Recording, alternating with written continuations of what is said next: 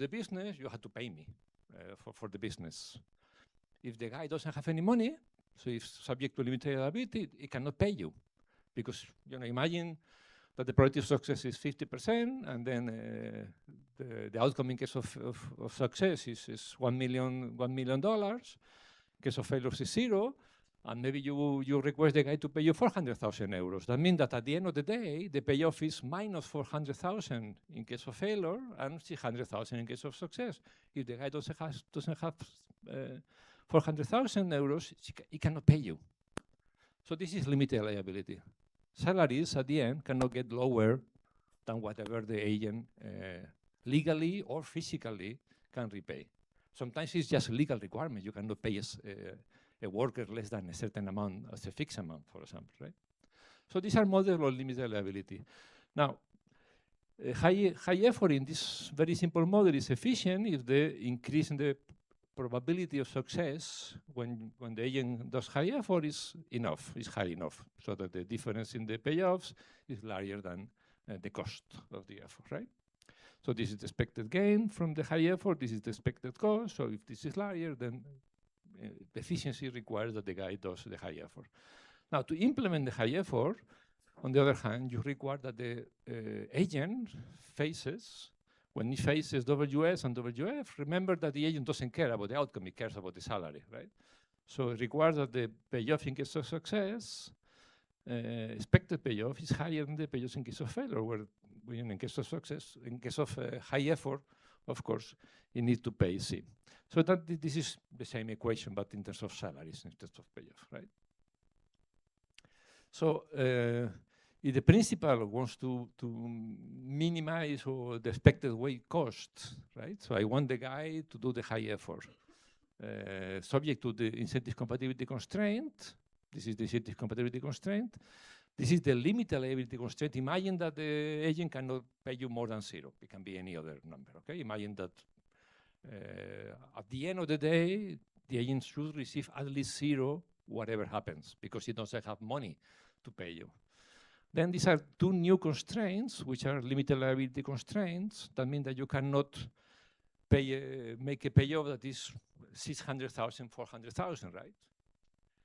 So you want to keep distance, but you cannot, because if you want to keep some distance, you have to go up with all the salaries. So that means that at the end of the day, without taking into account the participation constraint, the best you can do here is to go to the limit in terms of in case of failure, so you receive nothing, and then you give the guy a bonus in case of success. So this is the bonus that need to be paid to the agent so that it does the high. It has the incentive to do the high effort. Now, you see that I haven't talked about the participation constraint, but maybe this bonus says a lot. Maybe this bonus pays the agent much more than the participation constraint requires, right? So we have a new constraint, which is this one, and then at the end of the day, you take into account the participation constraint, the salary that the bonus you need to pay should be either, it will be either derived by the incentive compatibility constraint or by the participation constraint. If it is not driven by the incentive compatibility constraint, then we are fine, you are in the first best world. This is no problem. Most of the time, in many of the cases, actually, it is driven by the incentive compatibility constraint. If it is the case, that means that the moral hazard problem, you remember in my previous model, when there was principal was risk neutral, agent was risk averse, what is the trade-off? The trade-off is incentives versus risk. So the moral hazard is costly because you have to pay a risk-averse agent through a random payment, and this is costly. It is way cheaper to pay him in expectation a salary. And here the trade-off is different. Risk is not costly per se because the agent is risk neutral. So the cost is that if you want the agent to do the right effort, you need to pay him an extra rent. He will receive much more than you want him that it deserves, quote unquote, much more than its outside option. Okay, so the trade-off here is efficiency versus rent. And of course, in this simple model, the rent doesn't influence the effort, but it can be the case that this rent is so high that at the end of the day, you'd rather go for the low effort because making the guy do the high effort is too costly for you. You have to give too much rent to the agent. So the trade-off here is rent versus incentives, okay? Okay, so this is a stupid example, right? So these are the two probabilities. Imagine the outside option is 0. Then at the end of the day, you have to pay the guy 10 in case of success, 0 in case of failure, and you receive a rent of 5. So at the end of the day, the agent is happy. You know, it goes to a relationship. Outside option is 0. If he accepts, expected payoff is actually not going to be 0 because the participation constraint is not going to be tight. It's going to be 5. Okay. For those of you who know economics of information, this is unrelated to adverse selection. You know, when we talk in adverse selection about informational rents, this is a different story. Okay, this is about your possibility of lying or cheating the principal with information, give you some possibility of getting some rents. This is also called informational rents in adverse selection. Forget about it. I will not mention adverse selection. Okay, so this is a different type of informational rent. It's informational rents that is due to limited liability. So there are many cases in which, you know, again, agents are if not risk neutral, very close to risk neutral. You know, executive pays, you know, venture capital, credit markets, etc. Okay. Okay. So I will finish moral hazard. This is the type of model we are going to see, okay, in more complex matching models. But so let me just mention a few things in general about moral hazard. So we have seen two problems that are derived from moral hazard issues. One is risk aversion makes that it is more expensive to pay the guy if the agent is risk averse. The other is informational rent. Can you pay models where both appear? Of course you can. But typically, limited liability is a stronger problem that risk aversion. So actually, in many, you try to make model with limited liability and risk aversion. At the end of the day, the contract is going to be driven by limited liability rather than risk aversion. So this is not a big problem. There are other issues, the other trade-offs that are derived, that are due to moral hazard.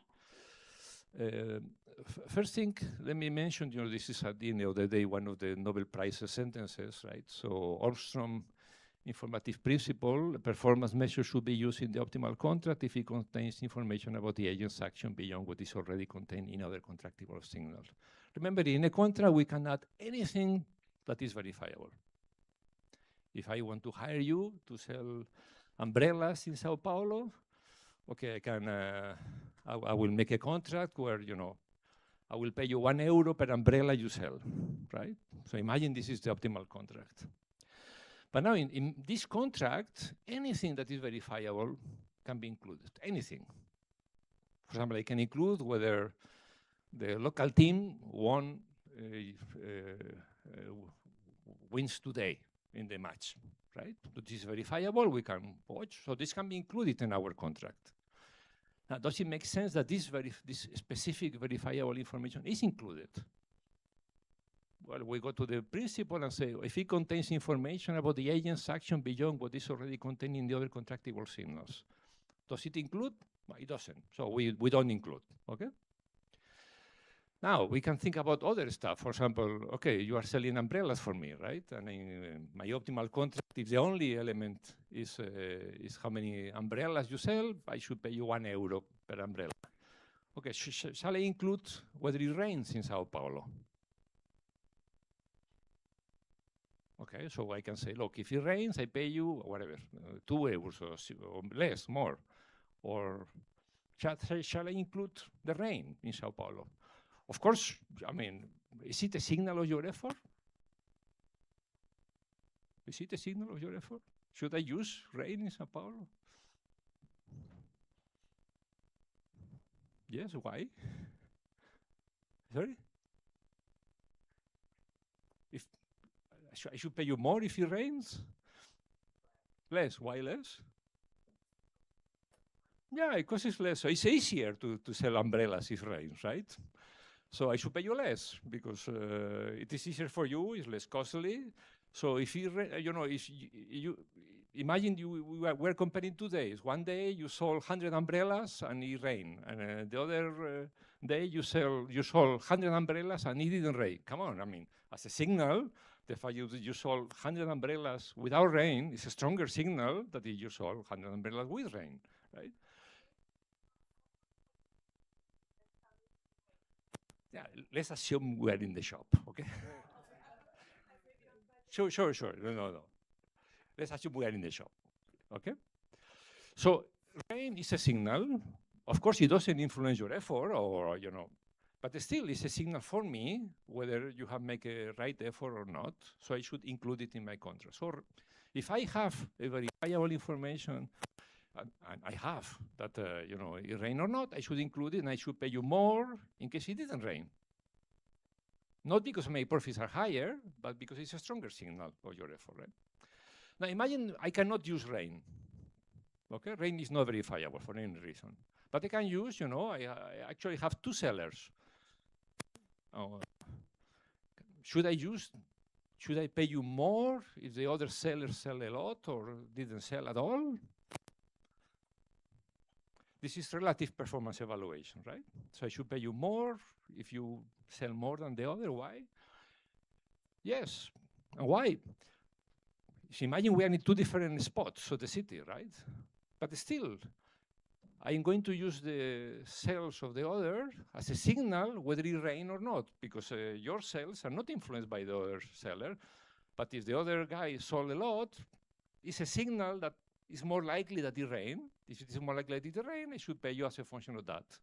So if the other guy sold a lot, I should pay you less. Now you understand why the CEOs are based on relative evaluation.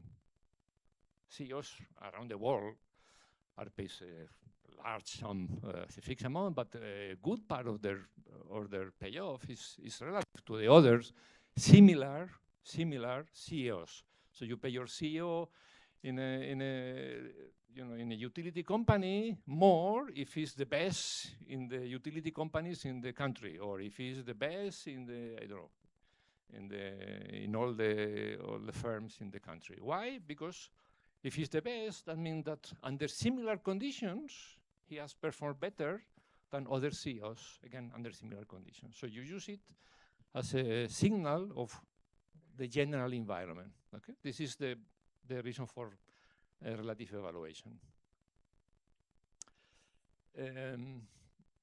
What else? Just very briefly again. So often you have to do 2 tasks, right? And the 2 tasks may be related. So they are very nice papers, very by Hodgson and Milgren also, that tell you, sometimes, many of us here are teachers, right? And our salary depends on, if we are public servants, not depend much on it, but still we are sometimes paid more if we publish papers or we do this or that, right? But some of these actions we do, I mean, we're supposed to, imagine we only have 2 things to do. We don't do administration, imagine. So we teach and we do research. But one of those is verifiable, how many papers we publish. I mean, the outcome is verifiable. It is not verifiable whether we work a lot or not, but it is verifiable whether we publish or not. The teaching part is a little bit more complicated to evaluate, right? But sometimes, these things are complementary or substitute. When you pay one, it does have an effect on what do you do on the other. So you have to pay attention to the side effects of the incentives from one task on the other. This can be positive or it can be negative. The same thing as when you took a drug, you take a drug because you have a health issue, you have to take into account that this drug may also affect other things you may have, right? So providing incentive when you are doing a multitask is more tricky, and you have to be careful about it. In particular, when some when some of the decisions or efforts you do are more measurable than others, like it is the case for some in the research and the teaching activities. At least in public universities. In business school, it's the other way around. Business school, people care much more about teaching than they do about research. So the performance evaluation is quite different from the performance evaluation in public universities, for example. Okay. And finally, I think it's final, team incentives, right? So you are in a team, and at the end of the day, this is a common output. The trade-off might not be so much about risk versus incentive, or not much about rent versus incentive. It must be incentives to one person versus incentives to another person. If I am hiring 2 agents and I only observe one output, if I give incentives, too much incentives to one, I might need to give less incentives to others. There might be a trade-off. The same trade-off there might be if me as a principal also have to do some effort. If I provide you a lot of incentives, that means I am subtracting incentives from me. Okay, so sometimes the main trade-off is incentives to one versus incentives to another, and because you cannot provide incentives to both. Okay. Final comment. This is not going to be a course without talking about artificial intelligence. Artificial intelligence is a tricky thing, right? So it provides some means to check people, right? So it may make signals more precise. It can reduce measurement costs. It's easier to evaluate. It's easier to do things. But you can measure wrong direction. I think it's an open question how artificial intelligence is going to affect moral hazard problem in general. Okay, I can tell you that you are an editor of a journal, your life is going to be much, much harder now than before, because many papers come that are written clearly by artificial intelligence, but others are not so clear to identify, and journals are struggling with these situations. Okay, so this is, okay, so we're talking about participation. So participation constraint, of course, is important. A crucial element here is this outside option that I've been talking about. This is how much do you get in your stay at home in the sofa, but this is going to be endogenous in a few slides, or maybe tomorrow. So we have the incentives constraints, very important in moral hazard. Transfer, the wages or bonuses. Limited liability will be using limited liability in many models. And okay, so I think we can stop here. Yeah. Okay.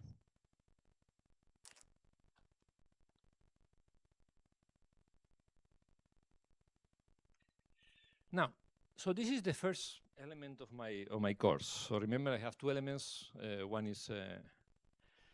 is contract, the other is matching, the second is matching. Actually, I have 2 slides for matching. This will be very, very fast because actually you saw it yesterday. So, but let me just use 5 minutes matching without transfers, and I will use a little bit more time with matching with transfers, because this I will be using, and I will be touching elements that are not general. Okay.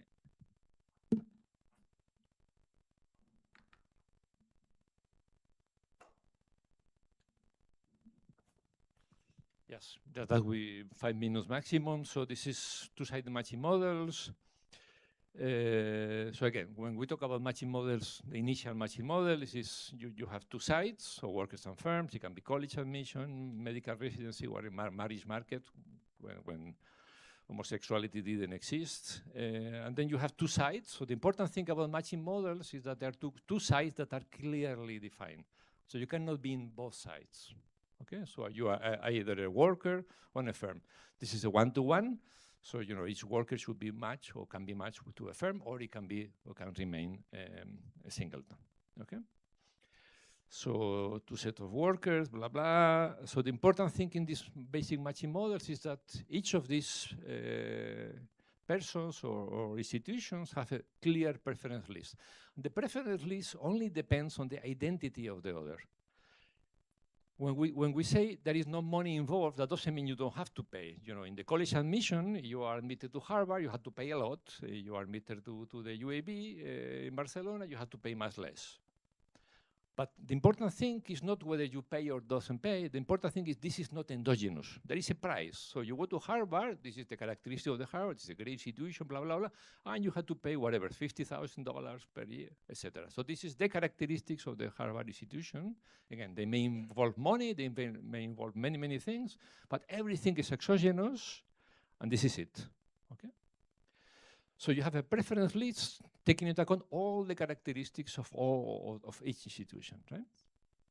So the word here is, and there's no endogenous money. So imagine, you know, each element of one side is either matched to one element of the other side. In this case, it's a singleton. That doesn't mean not everybody needs to be matched. Okay? And now the crucial concept is here, stability. Stability is no blocking pair.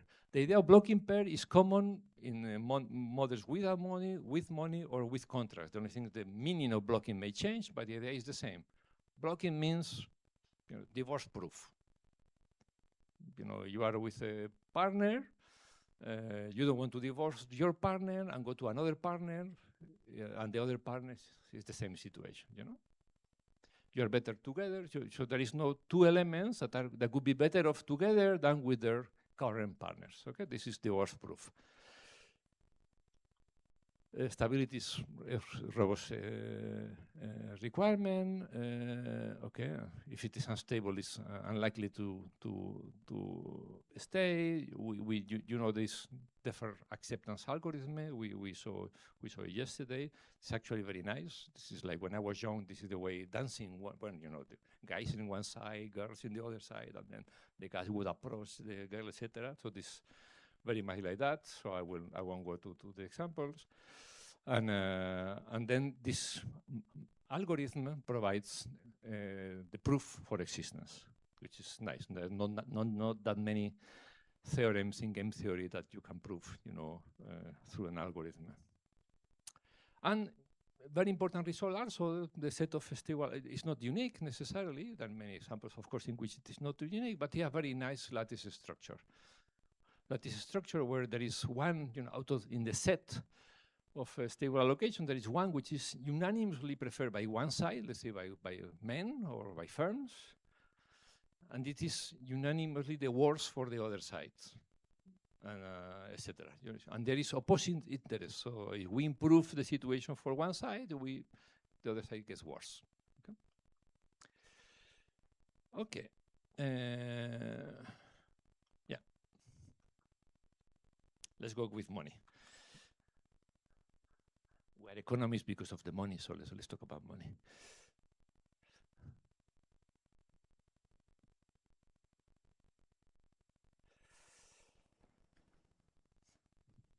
So from the matching model, original matching model, we go to the assignment game. This again, we're still one-to-one.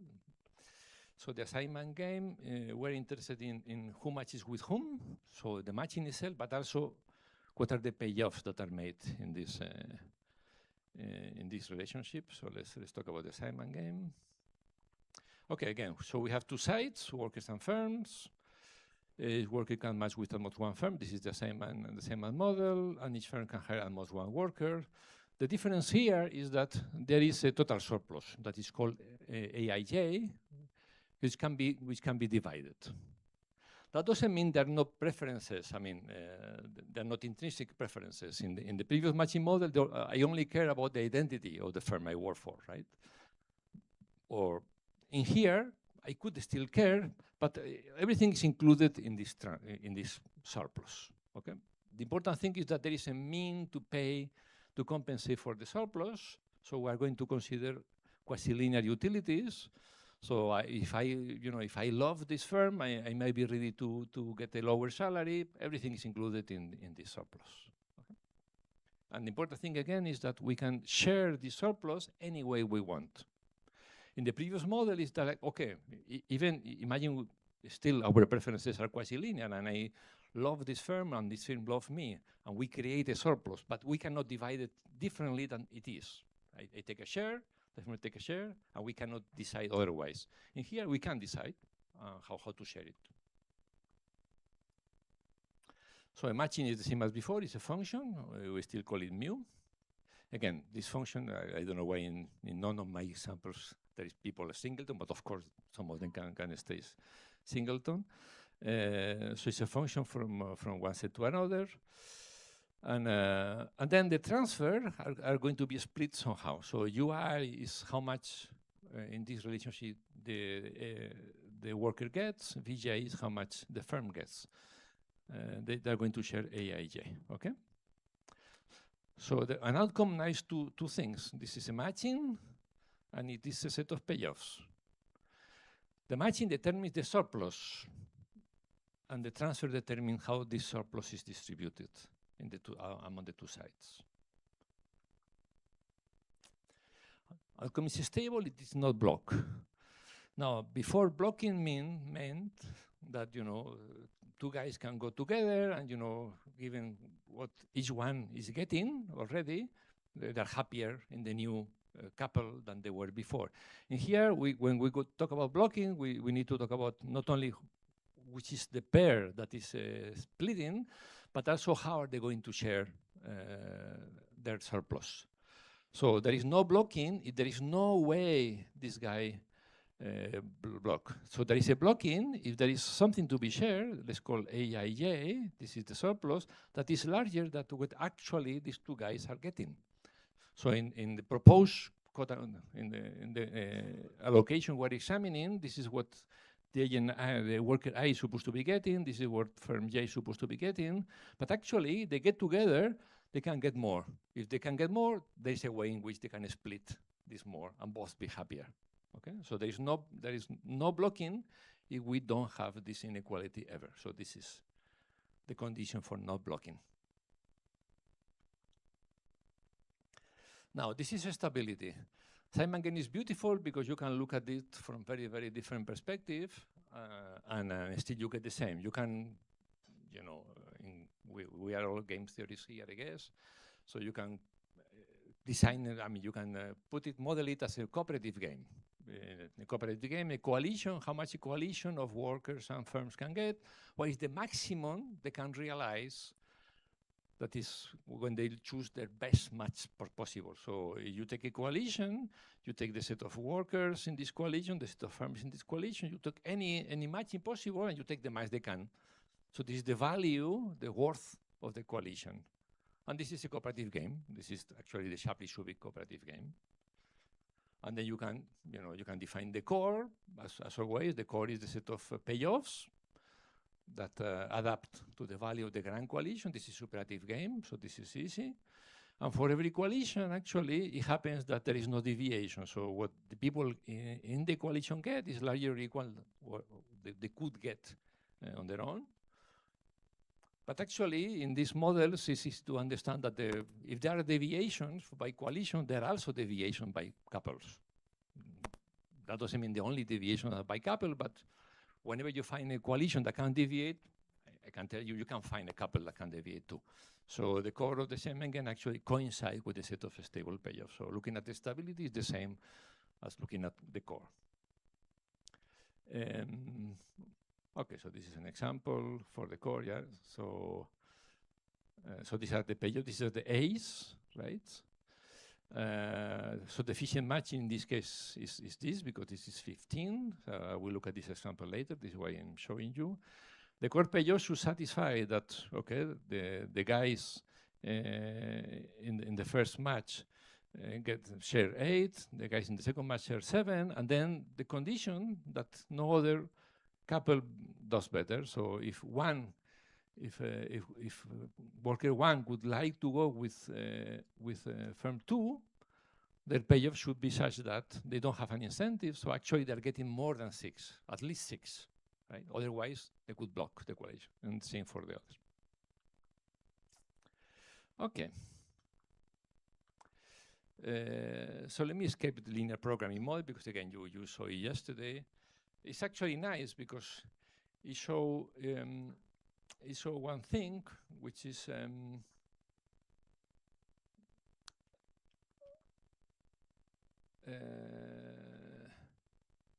okay, this is the result I like the most, I think, about the assignment game.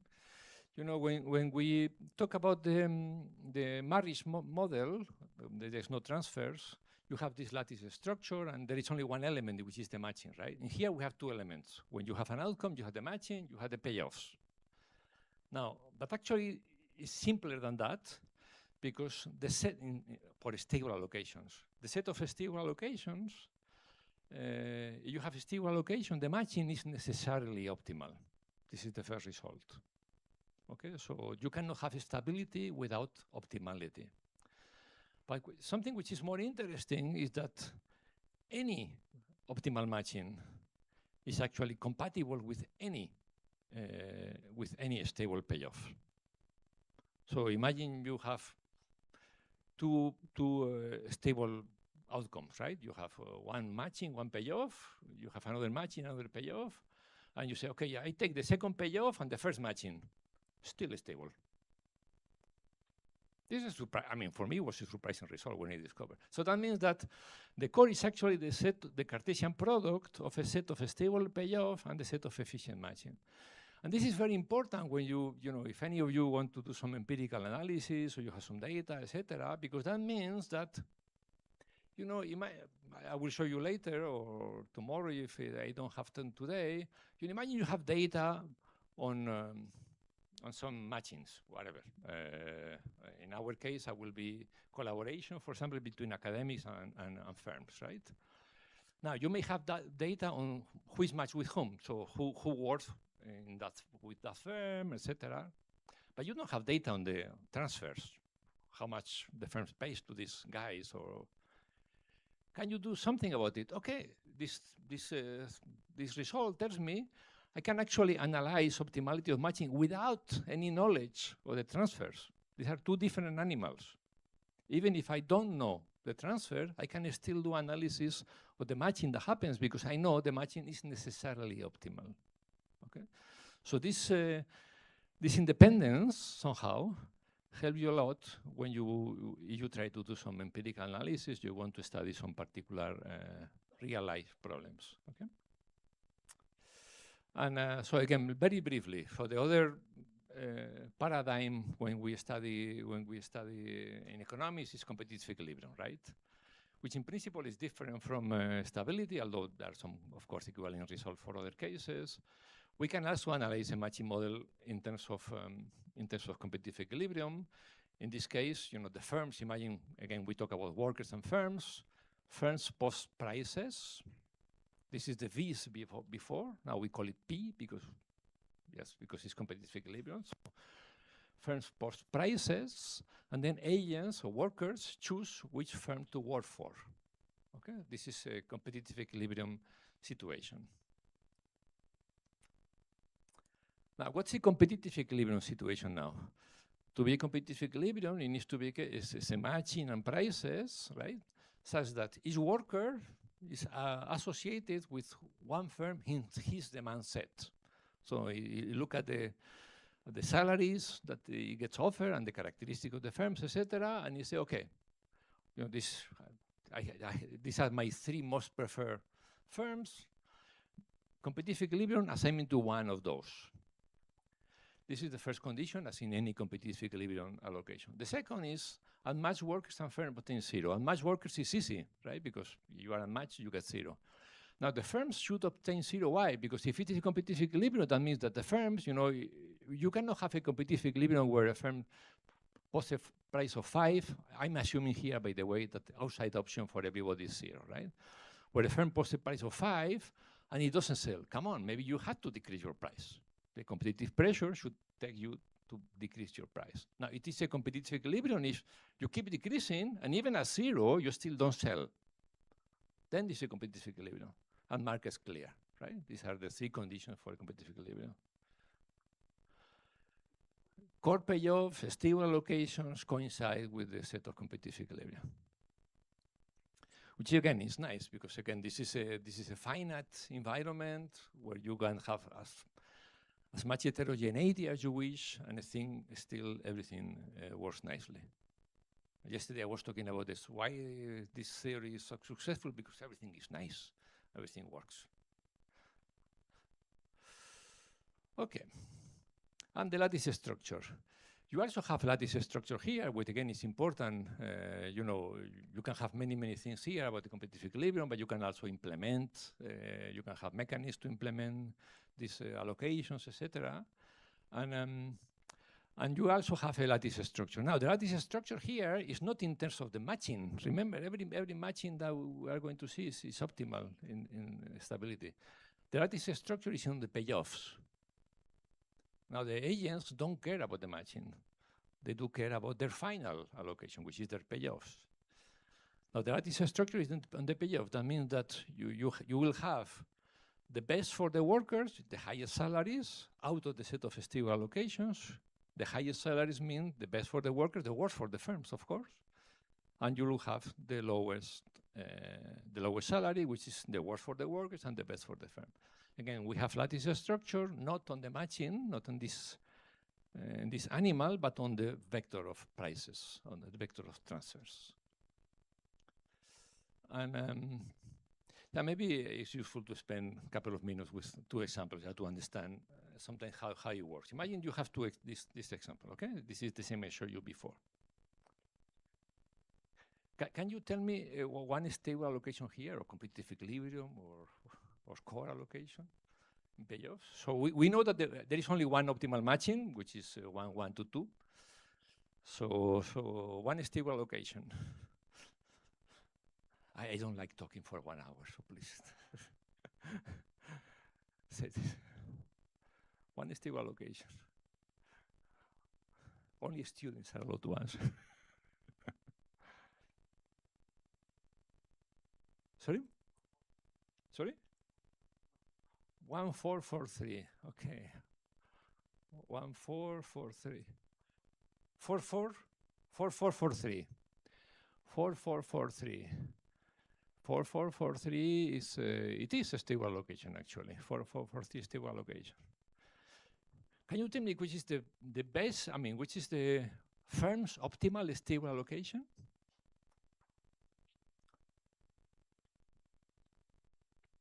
That means you want to decrease salaries, okay?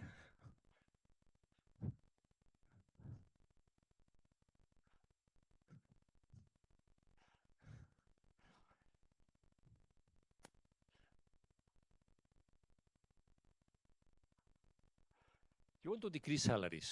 So what's your best? 0, 0, right? Sorry? J, yeah, yes, are the firms. Yeah. I's are the workers, J's are the firms. Which is the best for the firms? Come on, it's easy. Sorry? Sorry?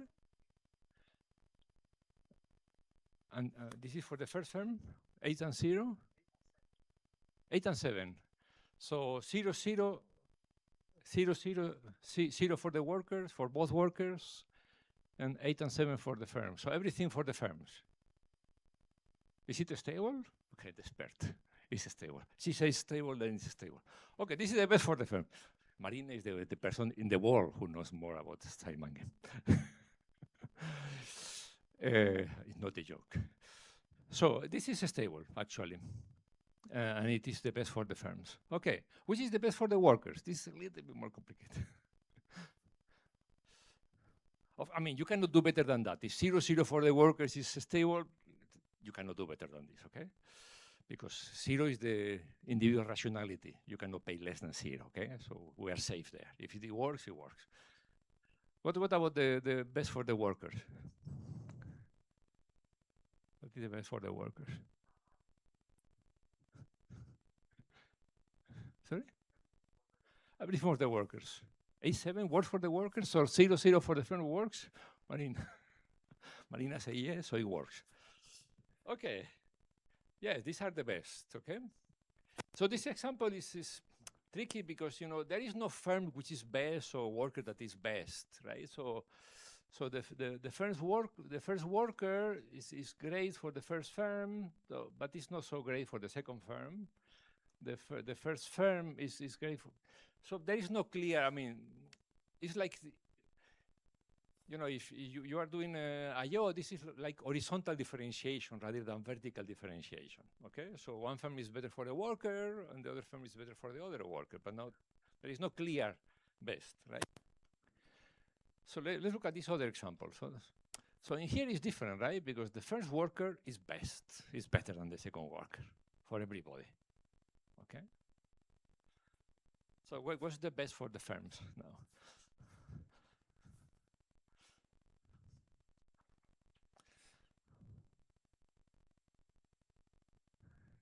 Does 0, work still? Why not? 0, doesn't work for the workers, why not?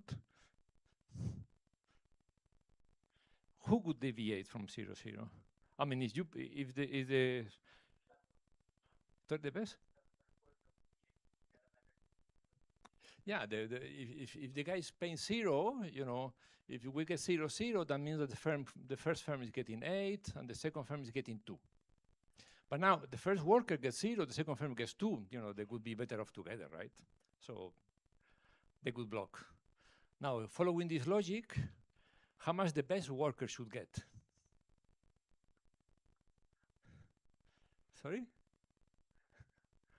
When you say yes, you are supposed to know the answer. So what's the answer?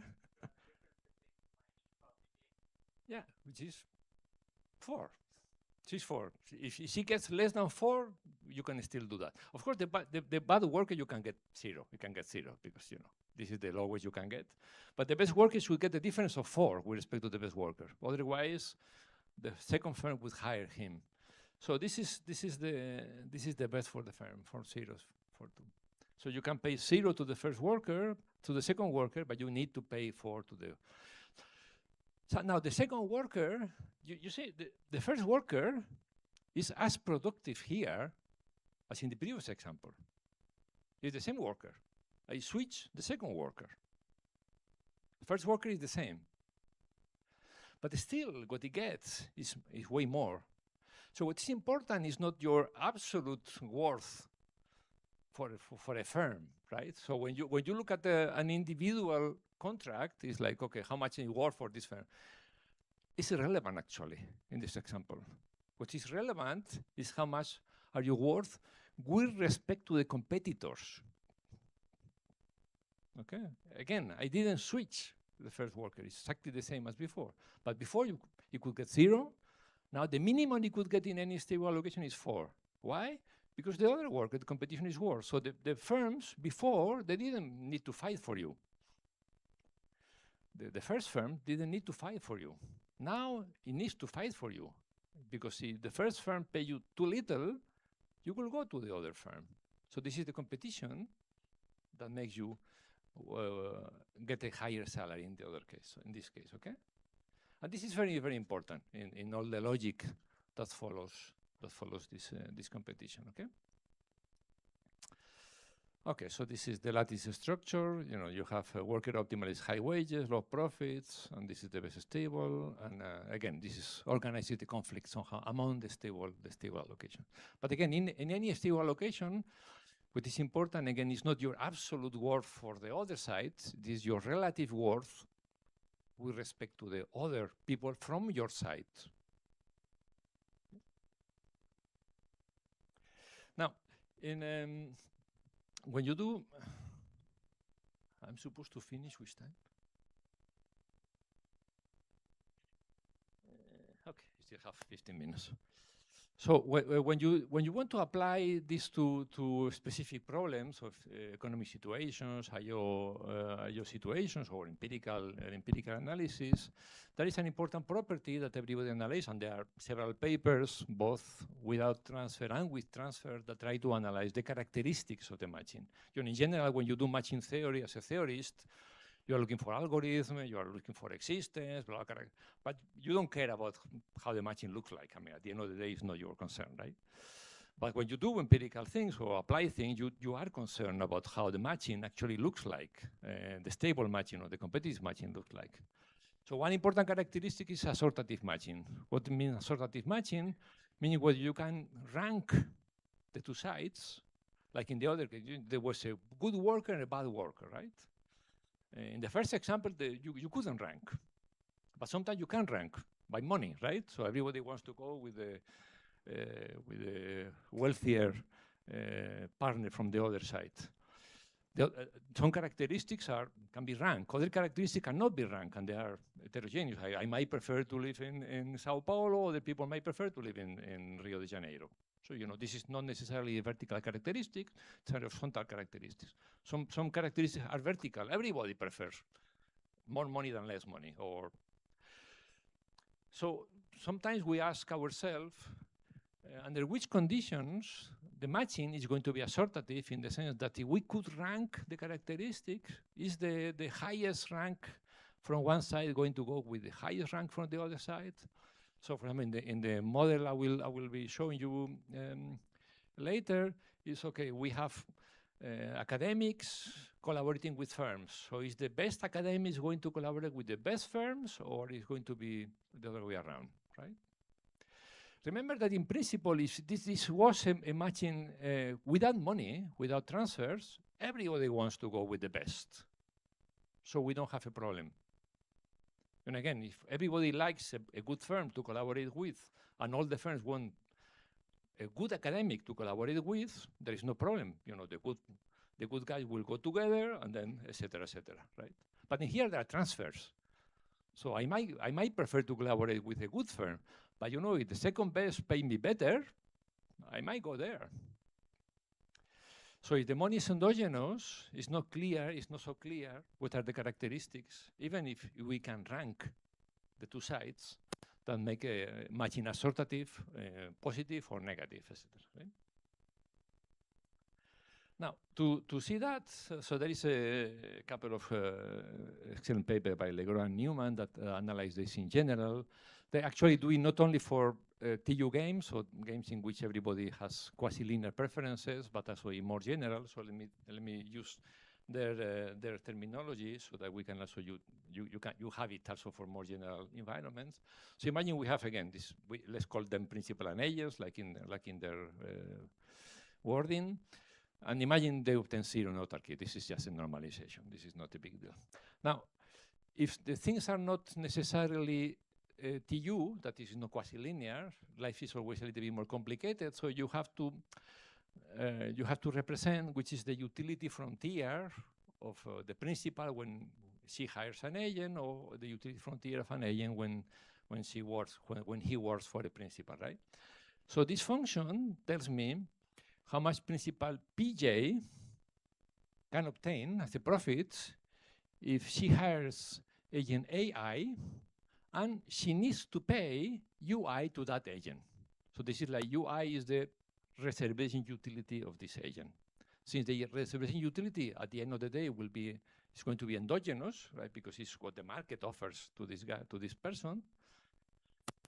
UI is not U bar, it's whatever needs to be paid to this agent. Okay, so again, this is a function that tells me this is the maximum profits principal P can obtain, principal PJ can obtain if she hires agent AI, and the agent needs to be rewarded at least UI. Okay, this gives me the utility frontier of the principal's profits as a function when she hires AI as a function of how much she needs to pay UI. Okay? So this is the function for the principal, this similar function for the agent, that's a function of how much the principal needs to receive, okay? And of course, these are strictly decreasing in UI. So the more you have to pay the agent, the less profit you can get. Okay, this is the only thing by now. Now again, an outcome is a matching and a set of utilities that in this case is B, U, and I, but this is what we called before U and V, right? Such that the principal should receive at least BJs can be paid, okay? And it's stable if there does not exist a pair that can block. can block this. Stable outcomes always exist. Actually, this is a nice paper by Kaneko in 82 already shows this exists. In general, not only in the UK, not only in the assignment game, but also with non-transferable utility. Marilla mentioned something similar yesterday in her talk. It's equal treatment. If two principles are identical, they should receive the same. Otherwise, it cannot be stable. Okay. Now, imagine we are in the assignment game. In the assignment game, utility is transferable. That means that we have something that before we call AIJ. This is the A. They call it H. So let me use their terminology. This is the AIJ. This is the surplus that can be created between I and J that can be divided. The difference is that, before these are general functions. Now you can actually this quasi-linearly. Okay, so this is the difference. Now, what do we know about the stability? We don't need to actually know the transfer, but we know that stable matchings are efficient. So forget about transfers. Just focus on matching. If we are interested in whether the matching is assortative, positive, or negative assortative, so the good guy, we can rank them, etc. We only need to look at the characteristics of the matching. Again, we don't need to find the stable allocations. We just need to look at the matching. Now, when is matching assortative? Assortative, that means that we can rank, right, the agents from the first to the last. We can rank the principals from the first to the last. And then, if we put together the highest principal and agent and the lowest principal and agent, the total surplus is higher than if we switch them. If we can do that, that means that the worker number one will go with firm number one, worker number two will go. This is the efficient matching. And if it is the efficient matching, we know that it is the stable matching, actually. Okay. And this is called sometimes increasing differences. Increasing differences mean that the surplus for principal J from switching from I prime to I, remember I prime is smaller than I, so this is the surplus, the extra surplus that can be obtained if principal J switch from I prime to I. The surplus is higher than the surplus that is obtained if it is principal J prime, which is lower. If the surplus is higher, that means that agent I, quote unquote, deserve to be with principal J. For example, a sufficient condition this is a sufficient and necessarily a sufficient condition for positive assortative. A sufficient condition for this is that the cross partial derivative is non-negative. Okay. So if this condition holds, for example, which is very easy to check in your models, then the matching is positive assortative. And you can, of course, do the other way around. In general, even if the utility is not transferable, you can do the same trick. There are some papers that use in non-transferable environments. The previous condition is still holds, but now it's more complicated because this condition needs to hold for every potential outside option of the agents. So it needs to hold for every potential levels of UI. Before, it didn't matter because this difference did not depend on UI. Now they do depend on UI, so you have to do it for electric. And this is the condition, which is a little bit uglier. But this other is a little bit easier to interpret, which again, in terms of how much you are ready to pay. So so imagine we're in a situation where principal J prime, remember this is like the lowest, okay? Remember, G prime is indifferent between hiring a good guy and a less good guy, a bad guy, okay? So that means probably that UI is higher, right? So this guy is better. So for the principal PJ prime to be indifferent, that means, okay, he's receiving a better guy, but probably has to pay more. UI is higher than U prime. Now, this is, if he's indifferent, So it doesn't mind paying the difference between u prime and between ui and ui prime, then the principal PJ, who is better, should be actually happier. Okay. So again, if the principal with the lowest rank is happy to pay the difference for a better agent, a principal with a higher rank should actually get better. Okay. So this is the generalized increasing differences, and this is a sufficient condition for PAM. So you need to satisfy this condition for every UI, and then you got positive assortative matching, which again, this is what you might be looking for. You might be interested in your model, whether the good people are matched with the good firms or not. And of course, you can have a similar condition for negative assortative matching. Okay. So you want to go easy. Sometimes you cannot, and there are papers where these conditions are not met, but you can use this, which is more general. Sufficient conditions are cross-partial derivatives, but not only between PJ and between principal and agent, which is what we had before. We actually also need a cross-partial derivative between the principals and the utilities of the agents. If both conditions hold, this is a sufficient condition for the generalized difference condition. Okay, and similarly for the negative assortative matching. Okay. Okay, I guess I should finish here. So thank you very much. I will see some of you, maybe not all, tomorrow at this time. Okay. Thank you.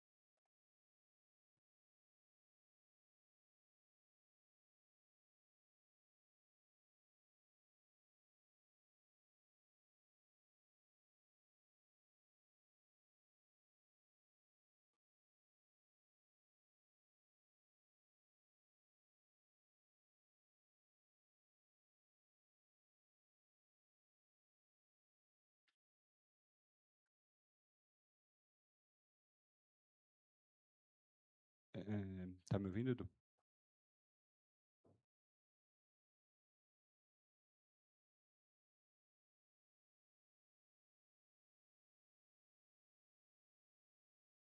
Eu falei. Mas eu não sei como é que tá a configuração.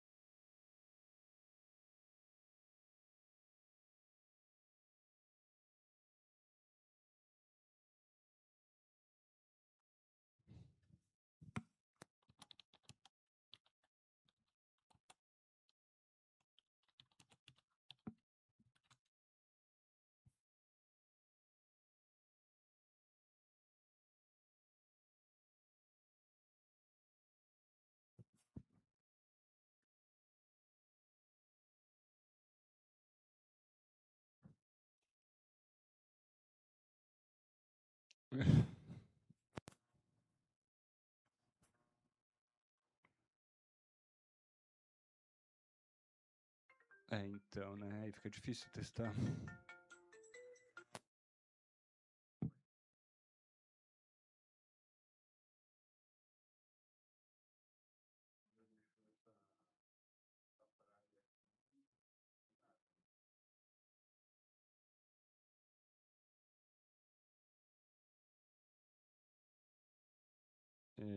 Som, teste, teste. 1, 2, 3, teste.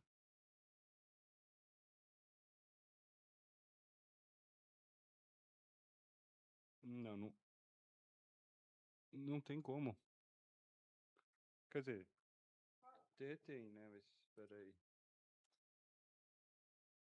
Não, aqui deixa eu...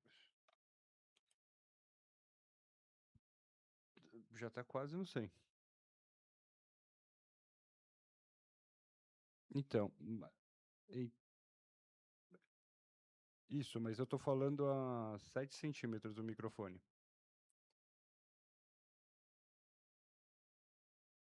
Ah, peraí, agora. Melhorou?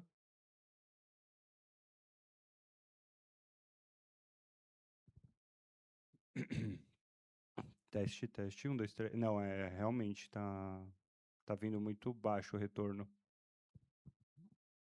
E não é o microfone da sala.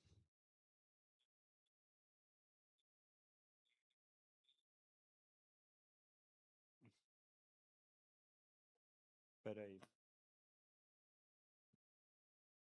Ô, Mineiro. Mineiro. Peraí. Ô, Mineiro. Aumenta o som do microfone no BS, por favor. Aumenta o som do microfone no BS, por favor. Não, no OBS. O que foi? E joga pra mim a sala, por favor. Não joga o da praia lá. Ah, você tá falando lá. Não, aqui. Joga a câmera pro... Troca a câmera pra câmera que pega ali à frente e joga a câmera pra mim, por favor.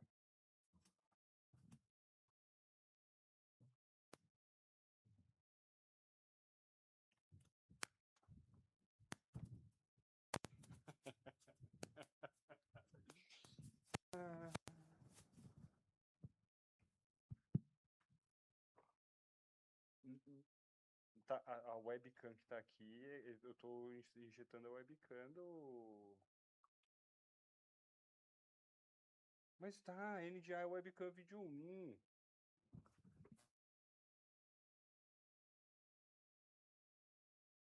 Meu, eu não sei o que o Ó, eu vou confirmar com você como é que tá a configuração aqui, peraí. Ó. Ó. No vídeo 1 aqui, tá escrito FEA 4.1 FUNCAD de cabine, OBS e PGM.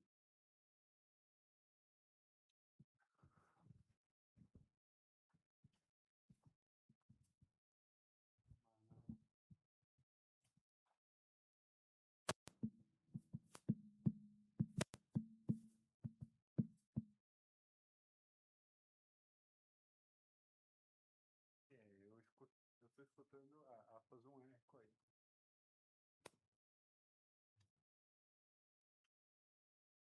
Pode ser verdade. Ah, eu não tô ouvindo aqui porque o micro... Peraí. Ô, Mineiro, você abriu o som?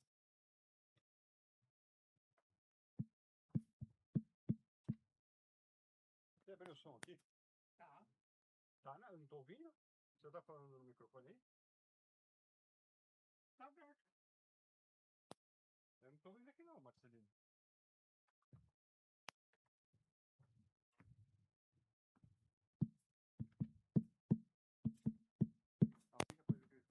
A única coisa que eu escuto aqui é o som do microfone daqui.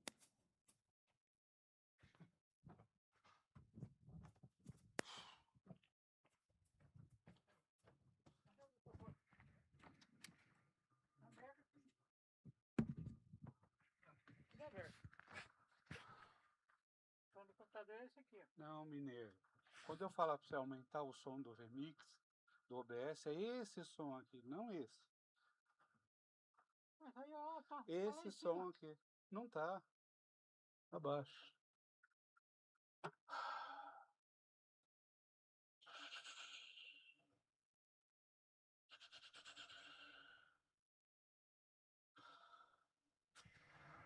Meu Deus do céu, onde é?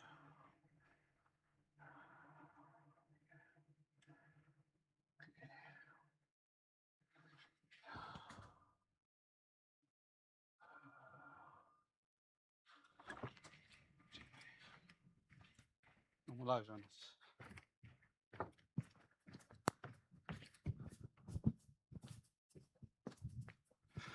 Marcelino, e agora? Como é que tá o som? Melhorou?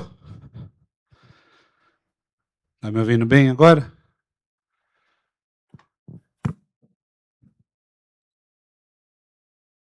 Não adianta você responder aí que não tá saindo aqui na caixa, Marcelino.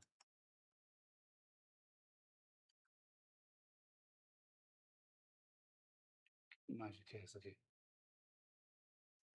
Onde tá vindo isso? Deixa eu ver se tem, deixa eu ver se tem alguma coisa ali no de efeito. Peraí. Posso?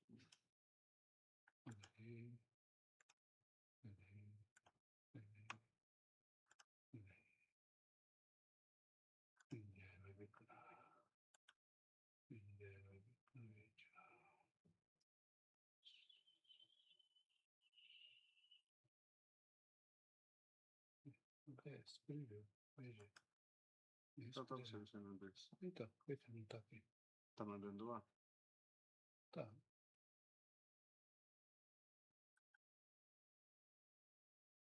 Será que ela já tá aberta no Zoom e ela não vai aparecer aí?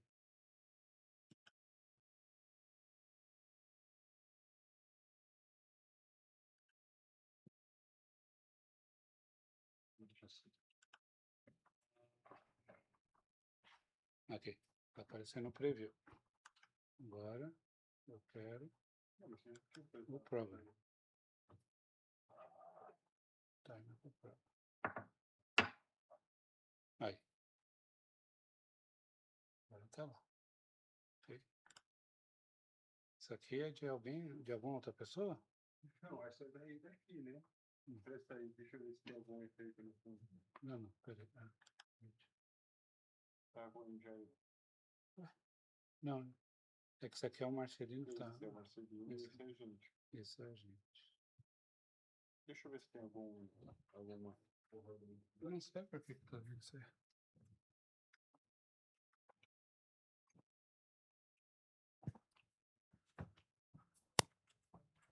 Vai adiantando, mineiro. Então, pega o valinho lá em cima e vai almoçar.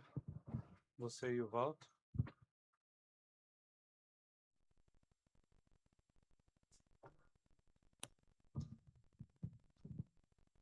Agora foi.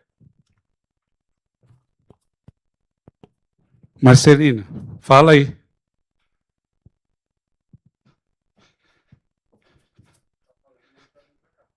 Tá? Vamos ver um vídeo do YouTube nesse computador.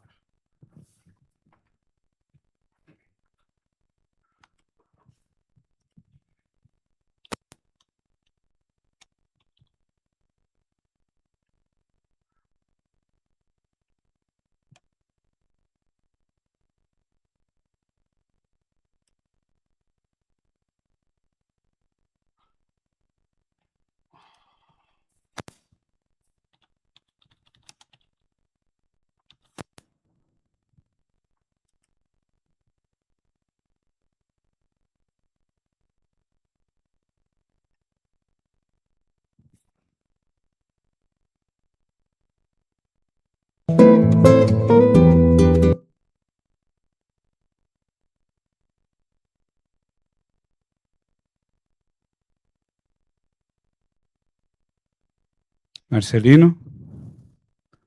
Marcelino? Tá me ouvindo? Vai falando aí, por favor. Tá me ouvindo? Tá me ouvindo?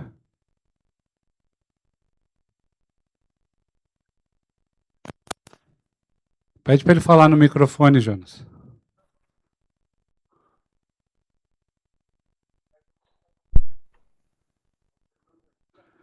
Pode falar, Marcelino.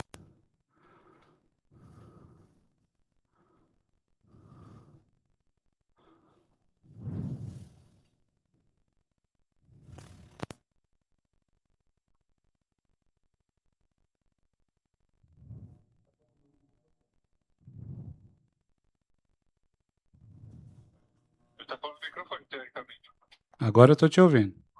Opa, Agora eu estou te ouvindo. som, 1, 2. Ok.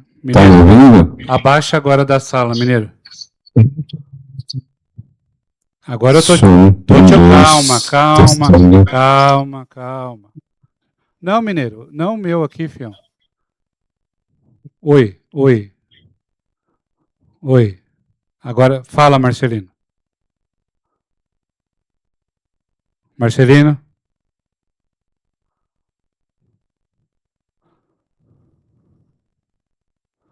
Oi.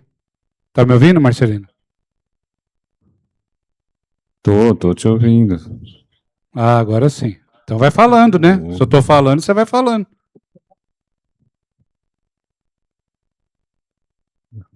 Espera aí. Que tá dando um delay aqui, parece. Eu tô ouvindo antes no telefone e depois Marcelino, no é Zoom. lógico que você vai ouvir antes no telefone, né, filho? Desliga o telefone agora.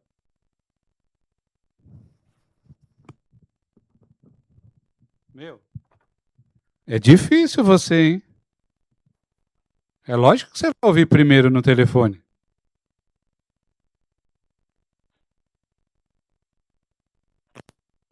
Pode falar.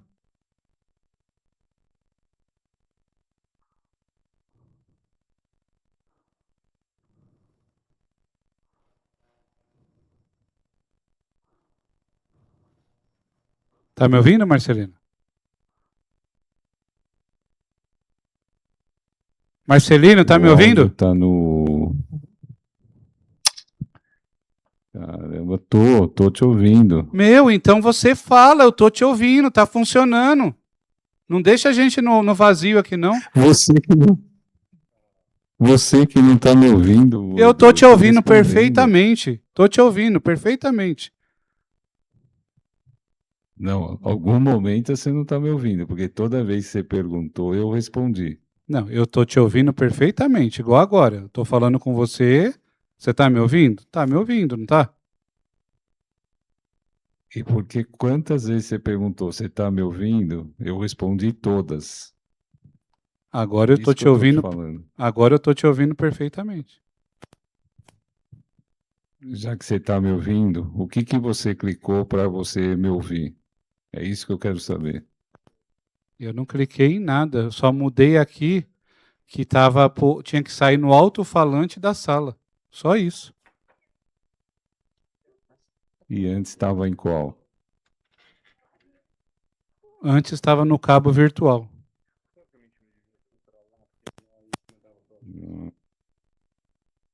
Por exemplo, se você... Que está aqui o selecionado o microfone. Então, perfeito. Eu estou te ouvindo, você está me ouvindo, está funcionando, certo? Certo. O som tá bom aí, de volume, tá tudo ok? Tá, tudo ok. Mandei pro Jonas aí. Ô, Jonas, mostra pro Edu a foto como que tá aqui. Não, aqui tá, tá normal. Eu tô te ouvindo, você tá me ouvindo, então tá funcionando.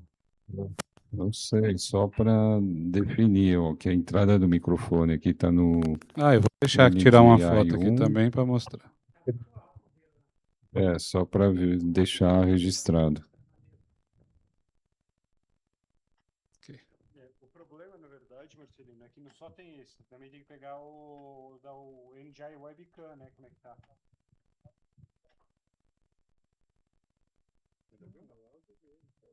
Deixa eu ver aqui como que aparece aqui. A mesma coisa. Então, beleza, Marcelino. Tá ok aqui. O que é isso aqui, Jana? Ouça em um dispositivo adicional? Bom, Não precisa estar habilitado isso, né? Precisa? Tá ok. Não? Você tá me ouvindo perfeito? Tá me ouvindo? Tá me ouvindo? Tô te ouvindo normal. Então tá bom. Então a gente vai encerrar aqui.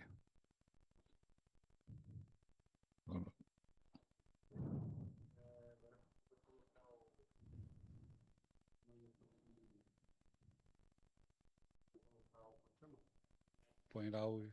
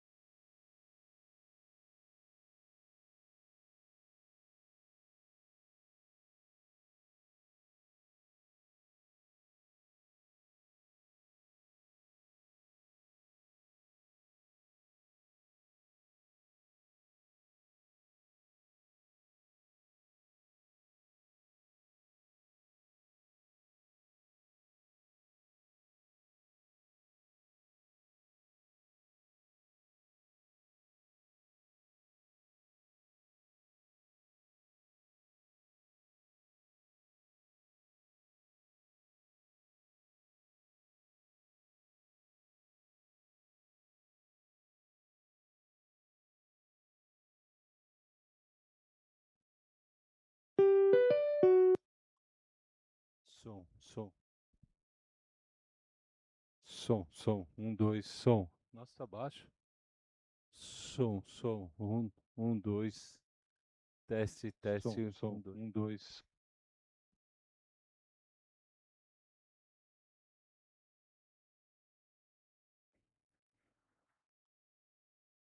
Testando, 1, 2, som. Teste. Teste de som, 1, 2, teste. Testando, 1, 2, som. Teste. Teste de som, 1, 2. Tá dando, ó, microfone. Tá muito alto, eu acho. Teste, teste, 1, 2, testando, 1, 2. Teste de microfones, 1, 2, teste, teste. 1, 2, 1, 2, 1, 2, 2. Teste de microfones, 1, 2, teste, teste. É que eu falo. Eu falo um pouco baixo, ó, mas tá bom.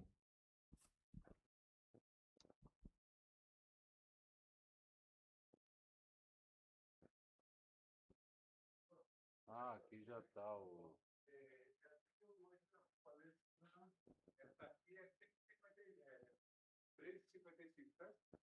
Não, é 4, é a de 4O. Aqui vai ser a do Zoom. Não, Zoom não. Não, eu tô. Essa daqui, das 15 horas, certo? É a 2. Isso. Essa que ela tá aqui. E é porque ela passou o slide. Ah, pode passar.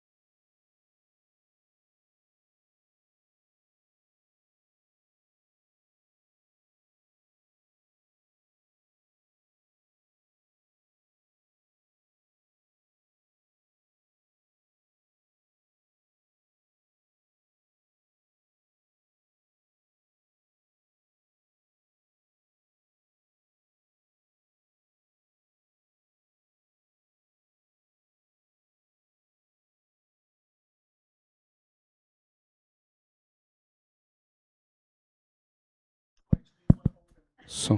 E. That's really very smart of you.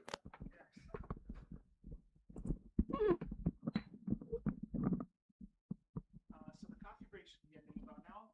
We expect section B to check this. Check a little bit. Okay.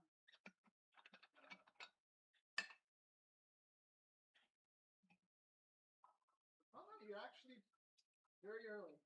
Yeah, I think Your so. presentation starts at 3, so And it's what time now? 2:30. 2:30.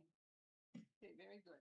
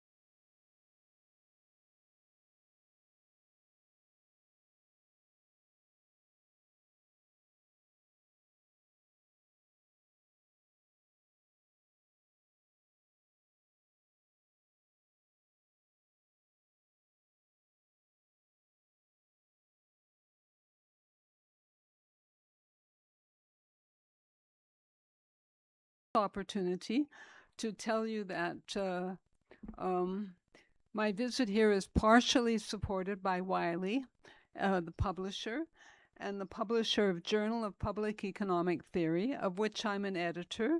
The other editors are Helmuth Kramer, who's really in the center of public economics, and Rabah Amir, who does most everything theoretical, right? He's kind of amazing. Eventually, I shall retire from being an editor, and I think Rabah will take over as the main editor. Let me tell you that in terms of impact factor, we're kind of close to games and economic behavior. Some years we're 0.1 ahead of them, and other years we're 0.1 behind them. So, you know, it's kind of like that, right? But the impact factor is really not the most important thing. The most important thing is where your paper will, of course, find the readership that you'd like it to have, right? Now, let's see, there's something very important I'm going to tell you. This is really important, and I think it applies to all journals. Okay, you know, I could cry when I get a letter from a person who says that their paper has been under review for 8 months and they haven't heard anything and they're coming up for tenure and so on. Okay, it's really sad. And Wiley has been introducing this new, my best side is the front, right? Straightforward. So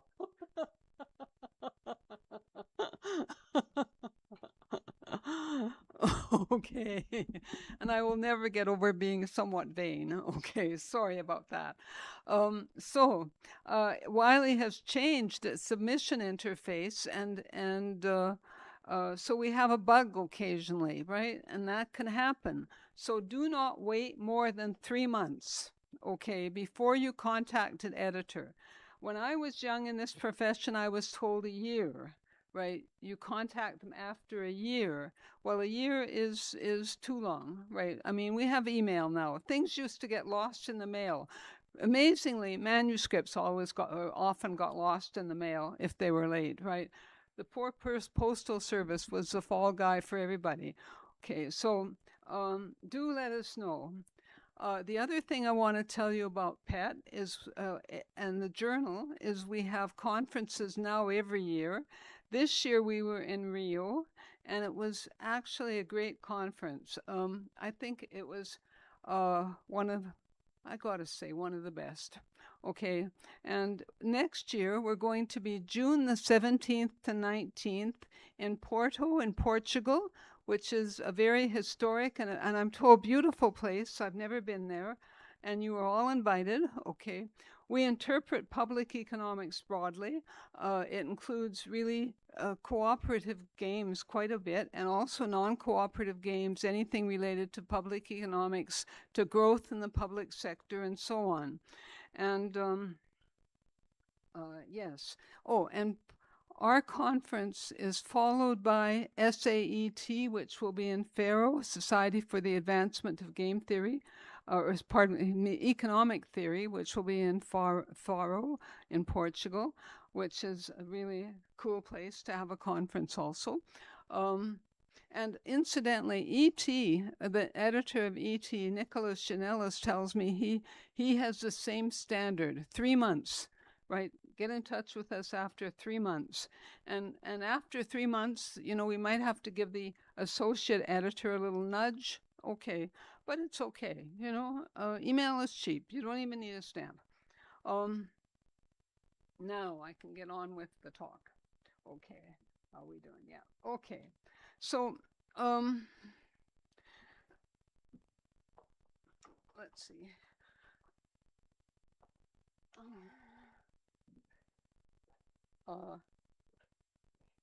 Well, okay. That's not working for me. Let's see. Oh, okay. So fine. I'll use this little thingy.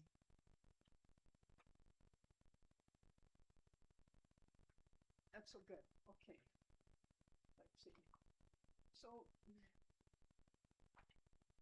there's been a lot of work on the equivalent the cores and economies and so on. And what we do in this paper, I see, yes, okay, very good. Well, I think I'll sit down then, I'm sorry. I'm accustomed to standing up when I speak. So,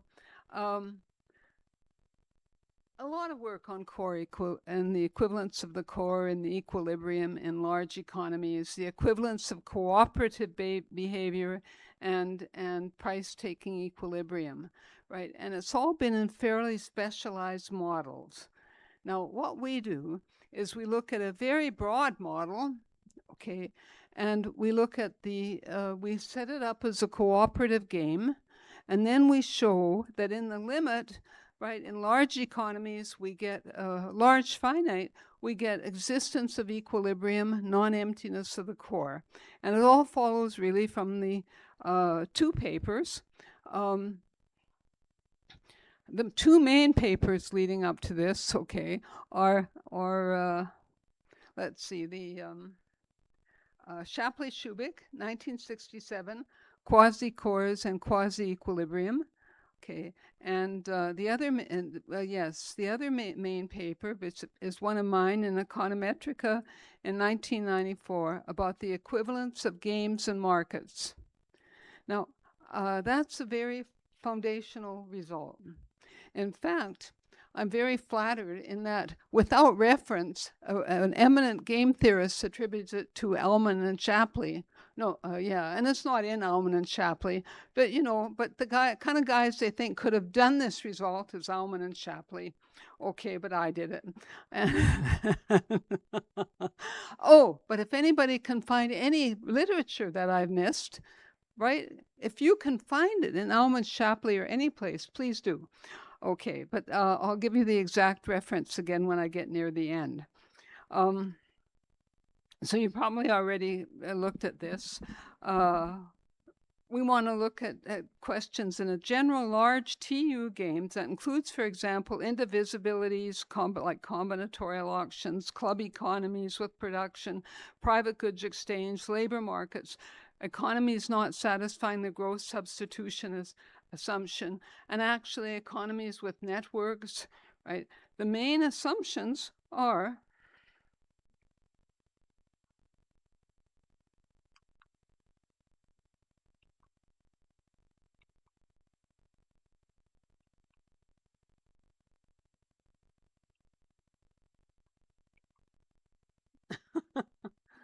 the main assumptions are small group effectiveness. Okay. What is small group effectiveness? All or almost all gains to group formation can be realized by groups bounded in size. Right. The main limitation is transferable utility. Okay. You got it?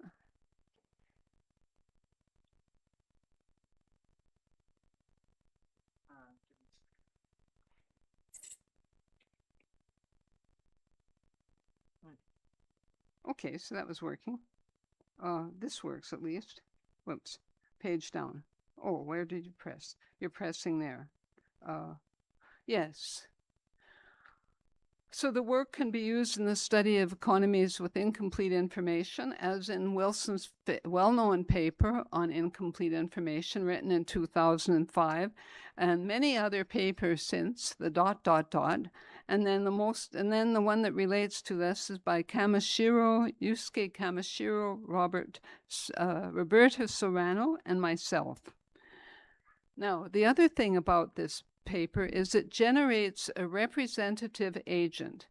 I'm amazed to find that in macroeconomics, they talk about representative agents with very little motive. I mean, they don't justify that assumption.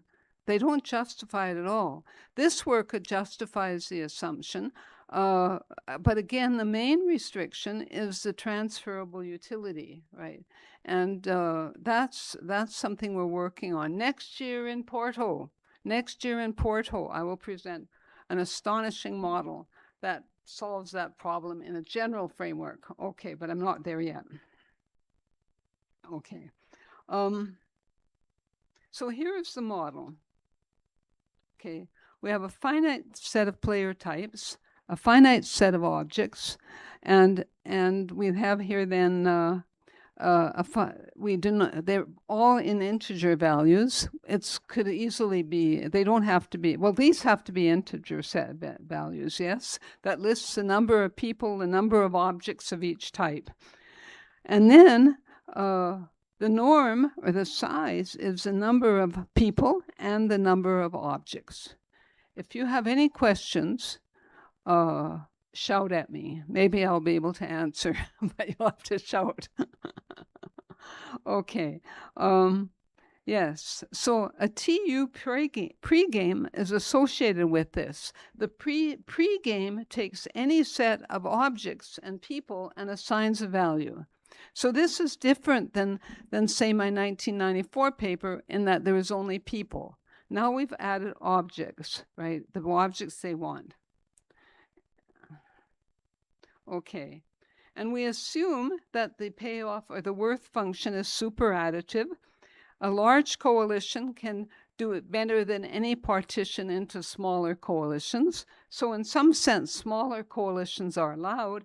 You could say that this is a marriage market, for example, and the payoff to the grand, this coalition, or the profile FG is greater than or equal to what it could realize by splitting into finite coalitions or marriages. Okay. And, well, that's funny.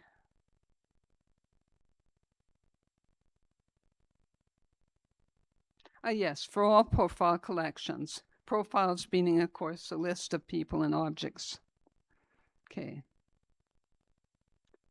I don't know why we said often there, but in the literature, there are many sorts of models with clubs, right? And we denote, and here's an example. Okay.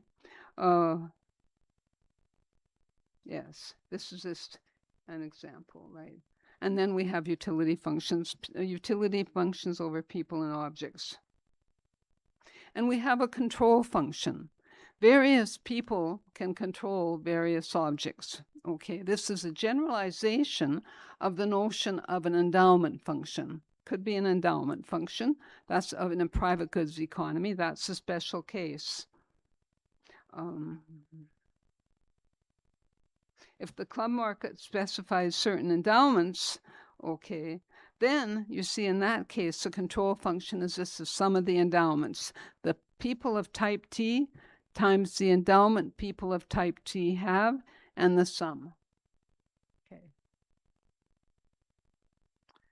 Okay, so any worth function derived from an underlying club market where the control function is superadditive satisfies superadditivity. And the superadditivity of the worth function does not preclude underlying which utility functions that are not discrete concave. In fact, we don't make any assumptions on concavity of utility functions, none at all. So here's an example. This example is important because it shows that the gross substitute assumption, which often appears in economic models, is not required for our work. So here, people don't get any utility if the sum of their endowments, right, is less than 2, and otherwise they get the utility of the sum of the endowments or what they control. Now, this doesn't satisfy gross substitution assumption. There is an example in a paper. Oh, yes.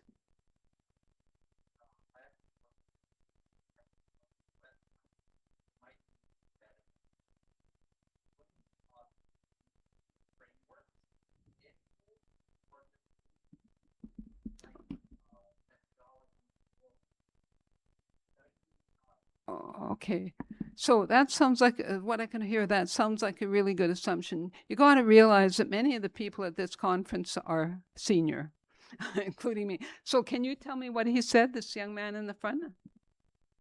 Yeah.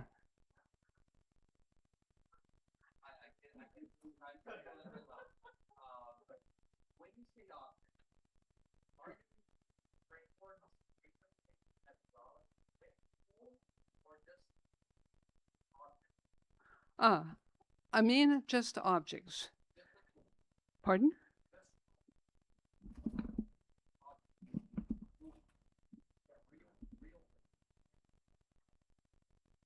Okay, I mean objects, right? The people can own the objects. The people generally own the objects. The objects themselves don't have any utility function. They only are worth something if people like them. There could be objects in there that nobody likes, and they could really be most anything, right? They could be links. In networks, they could be things that are produced, because if a group of players has a production function and some objects they could produce, okay, and I hope that answers your question. Okay, if not, ask me later, okay. Okay. So I was going to tell you this example of Milgram's in a book of his, which is often cited, is like this. Any two, only two players like, I won't go into it. It's in my slides, but I'm not going to talk about it because it's kind of complicated. But this is one example where growth substitutes is not satisfied. Yes. When the utility functions are concave, and the concave, when extended to indivisibilities, and the control function is one homogeneous and superadditive, that we call the corresponding club pre-market and market pre-game proper. Right, and proper market pre-games are totally balanced, so they have non-empty cores. Under the usual assumptions, of course, you get non-empty cores. The equal treatment core is the set. Is the set of payoff vectors that treat every agent and every commodity or object identically. They all get the same payoff. Okay, so the payoff and to be in the equal treatment core, something must of course be feasible. That's the first one, right? The people in the big coalition must be all the people in the type T must be all the people of type T and what they own or can control, and all the objects. Okay, and for every subprofile, yes, for no subprofile can improve. No group of people and objects they own can improve, or objects they control. What's the epsilon delta core? So epsilon delta core combines two things. One is the approximate core that originates in Shapley and Shubik. No coalition can do better by, for ours it's delta per capita, right? No coalition can do delta per capita. Now, now, another notion of approximate core is that some coalition, some big coalition can do, has a non-empty core, or some big subset has a non-empty core, and a small set of players are ignored. Okay, so you think about the kind of model Marilla was talking about. If you replicate that model with a number of times, you can get a large subset, right, with a non-empty core and a few leftovers. Okay, so I like this notion because, coalition formation is expensive, or group formation is expensive, and this percentage can be arbitrarily small. Okay, you could have, say, a simple example, 2 people can earn $1, and if there's an even number of people, the core is not empty. But if there's, say, 1 million people and 1 left over, for the subset containing 1 million people, the core is not empty, right? So you can imagine that there's this one person always unemployed looking for a job, and who's unemployed changes, right?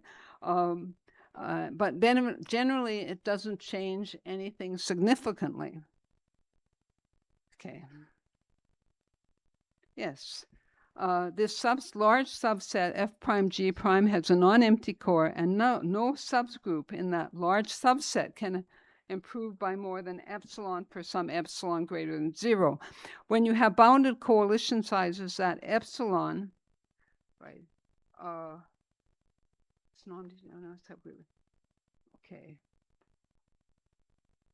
Yes. In fact, when you have bounded coalition sizes, that epsilon there can be equal to 0. Right? No coalition in the large subset can improve by anything because that large subset has a non-empty core.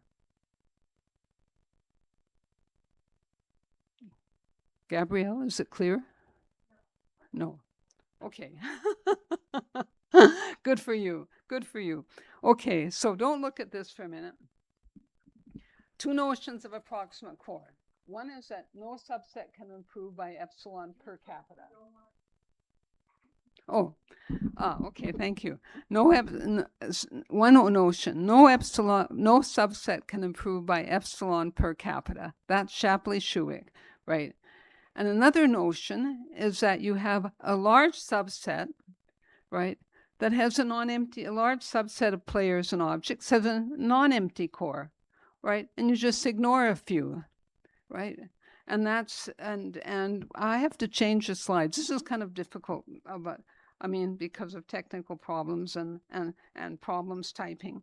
Okay, but those two distinct notions. And I think in the next version of this paper, I'm going to have only the epsilon core of Shapley-Schuig and the other notion of core, the leftover core, I'll call it. And right. I think I'm going to leave this here because it will become clearer when we go further. And actually, when I hope. What's up?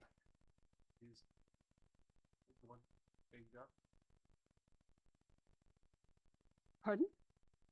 Yeah, I think we talk about the slide. Oh, okay. So this is the main assumption, small group effectiveness. Okay. A pregame satisfies small group effectivenesses given any epsilon greater than 0. There exists an integer such that for every profile, for some partition of that profile, right, into smaller subprofiles, the large group can only improve by less than epsilon per capita.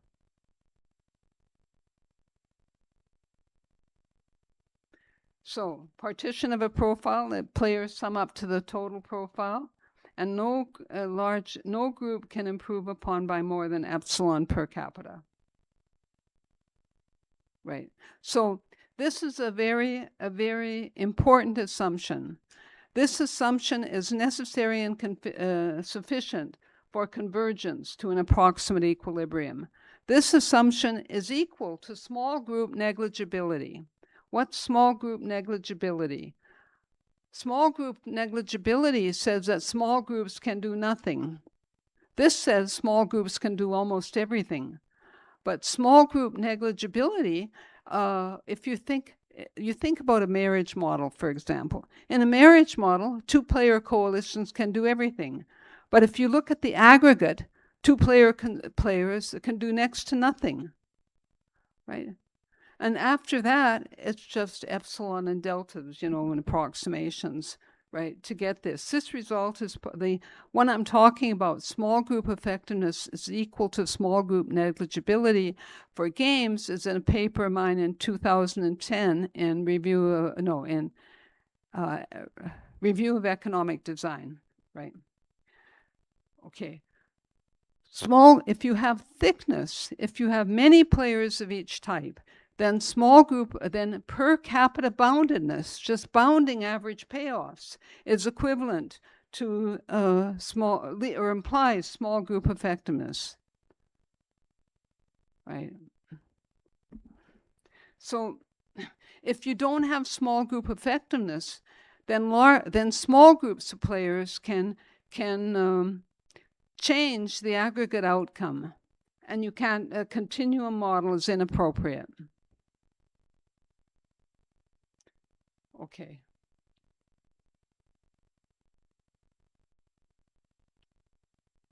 Whoops.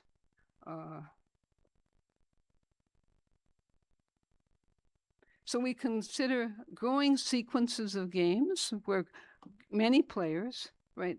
Number of players and objects goes to infinity, but they converge if they converge in averages. Okay. Okay. So small group effectiveness is exactly the assumption required for continuity. Exactly. If this assumption is violated, you don't have continuity. You don't have continuity of this limit function. Okay. So, and you can make stronger assumptions, of course, that give you the same answer, but this is the weakest assumption. Okay. If the sequences converge in per capita terms, the payoff functions converge in per capita terms. This, incidentally, ensures that you can extend this model from a finite set, or from finite sets of people and objects to a compact metric space, because you have continuity. You know, you approximate by finite types, and then you can use you get approximations and limiting results for infinite or continuum of types. And we can define a payoff function, right? A payoff function that defined as here. So we get the limiting per capita payoff, right? And right, so we have this function, the per capita terms converges to xy divided by the norm of xy. Then this defines the utility function, a nice concave and one homogeneous utility function. This is a kind of function that they assume exists in macroeconomics. Right. Okay. And it's also a result of the structure of the economy, right? The structure of the economy, and what aspect of the structure? Well, it's small group effectiveness.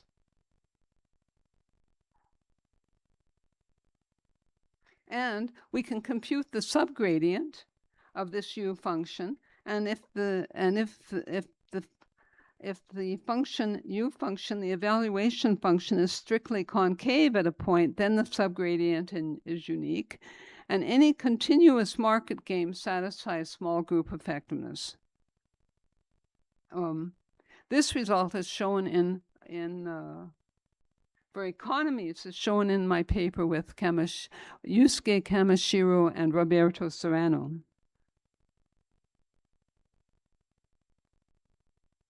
Okay, and the limit function can be used to study the original pregame. So two functions are asymptotically equivalent, or two pregames, if their per capita returns are continuous at infinity. So for any epsilon greater than 0, if the objects and people is sufficiently large in number, then the two functions have approximately the same payoff function or evaluation function.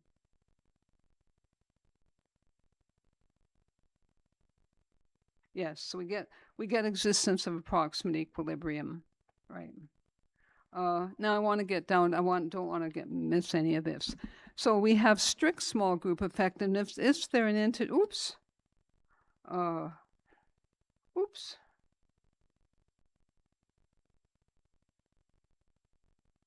Yes, if there exists an integer such that for every profile, all the gains to group formation can be realized by groups bounded in size.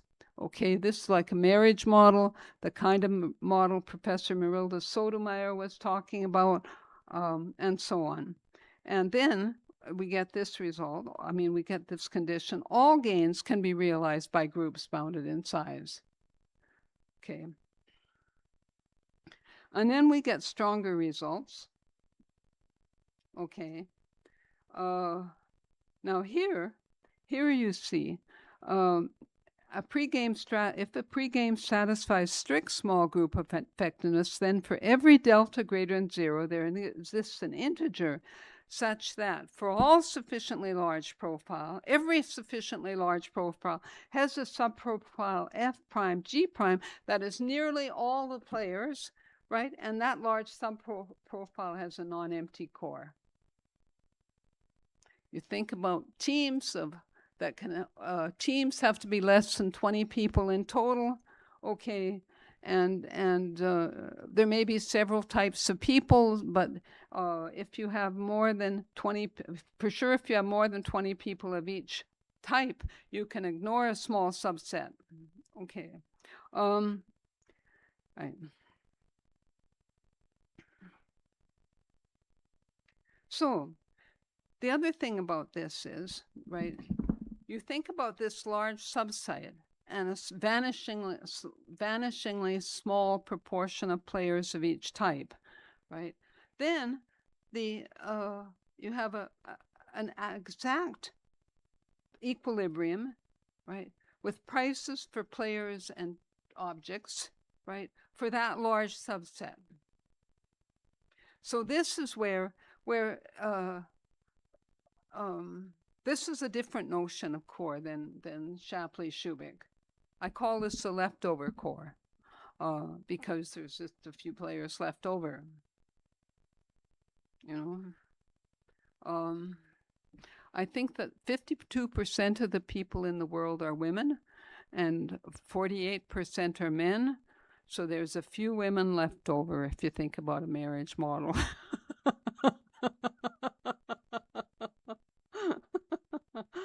Okay. Yes, which is what perhaps why there's so much female competition. So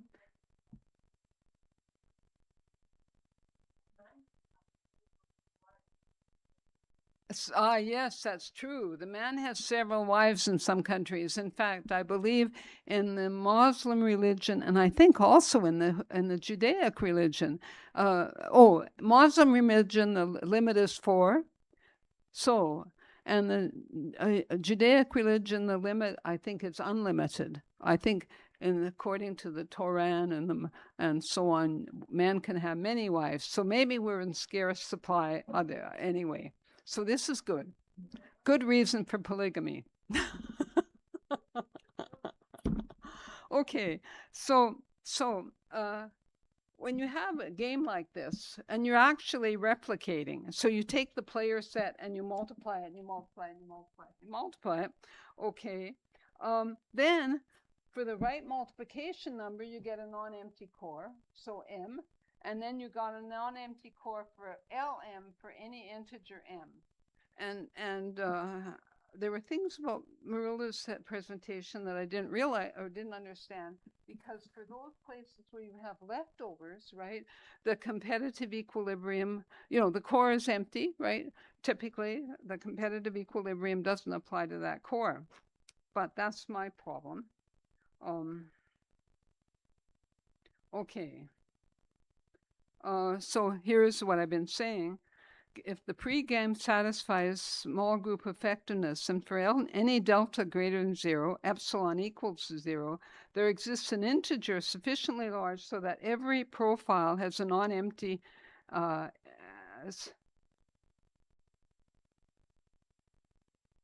yes. So if we take n, this is not well written, if we take the right multiple, if we take the right multiple of the player set, the core is non-empty. Okay, and for every multiple of that multiple, the core is non-empty. And there exists a price system for that, for those ones where it's, and a core equilibrium equivalence where the core is non-empty. Now, I think we're running out of time, so I'm going to get you to the heart of the proofs. This is in my unpublished TU working papers from the 80s, 78 to 80. It's in my published paper in JME for non-transferable utility games. It's in my 1994 paper in Econometrica. This is kind of what distinguishes my proof technique from everybody else who, or more recent people actually, who talk about this kind of thing In a continuum with finite coalitions, they can use Calcutanis with bounded coalitions.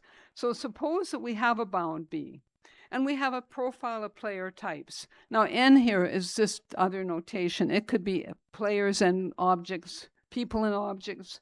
And we assume that we have enough players of each type, right? And if you start out, if the type exists at all, okay. So, and number all the subprofiles. Put a number on them, right? So we can have little s1 to sk subprofiles. So consider the linear programming problem. Minimize p.sk subject to no p.sk is greater or equal to the payoff to sk for all k. Now, this is like payoffs players. If that is actually feasible, if the minimum is feasible, the core of the game is non-empty. Now, this is just the problem. I mean, Hildenbrand and Kierman have a version of this in their book, and only they look at individual people. Now, consider the dual. Okay, so the dual here is a compact things that satisfy this second condition. The sum of the weights times the sum of the profiles is equal to n, right? That dual, the weights are in some compact convex polyhedron, and the endpoints, the generating points of that polyhedron are all rational. Okay, for the regular sort of individual problem, Shapley noted in one of his working papers that the bouncing weights, the minimal bouncing weights are rational. Okay, but my idea was you can multiply those, with a set of rational numbers, they have a common, there's a number so that if you multiply those all by the number m, then they're integers. I'm very proud of that. Okay, so now you look at that multiple times the weights and you get integers. And then this becomes, there's a partition where there's MWK times SK it's a whole number of coalitions of that type, integer numbers. So therefore, this is a partition, and from superadditivity, right, that the payoffs is feasible. From superadditivity, you will get the prices, you'll get the fundamental, the equivalence of this and the minimum overall in the core. You'll get the equivalence of the core. And then everything else is this delta and epsilon, right? Okay, so main takeaways from this talk: small group effectiveness, non-emptiness of cores when you have replication, right? And small group effectiveness is exactly the assumption that generalizes strict small group effectiveness.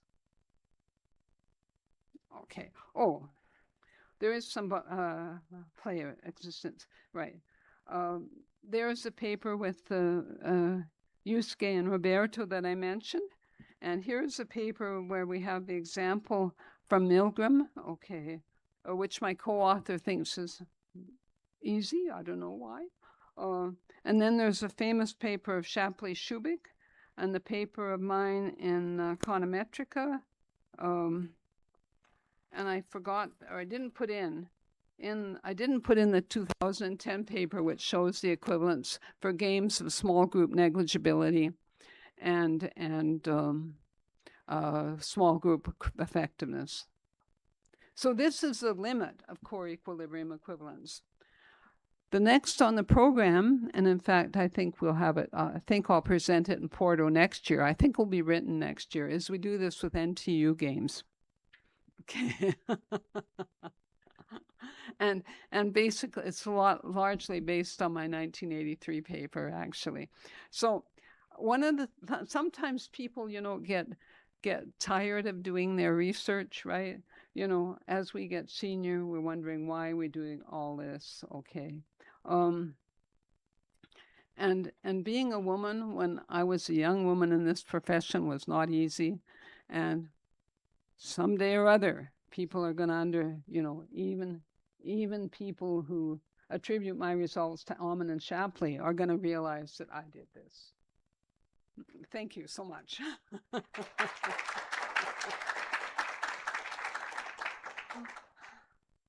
Okay. So you're welcome to come and ask questions here. If you like. Yeah. Okay, I'm looking at you, person who are looking at your phone. Please come up and make sure I answered your question.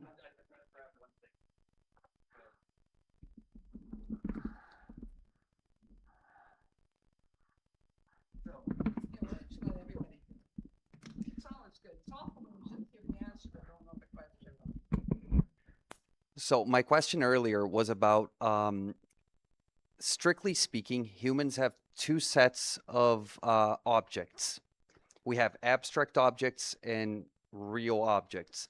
When we think of a tool, we normally think of a hammer. Oh, I don't think it had okay, go ahead. But framework of thinking is also a tool, one that can be taught to another person and has no intrinsic cost to replicate, but the cost of teaching. Now, in your study, where do you place those? As tools, like as objects? Or do you place them somewhere inside the human sphere? The objects are tools or something within the human sphere. It's sort of a human thing. A framework. It's a way of thinking. This is a way of thinking, right? It's a way of thinking. But it is also a tool to solve problems. I think, when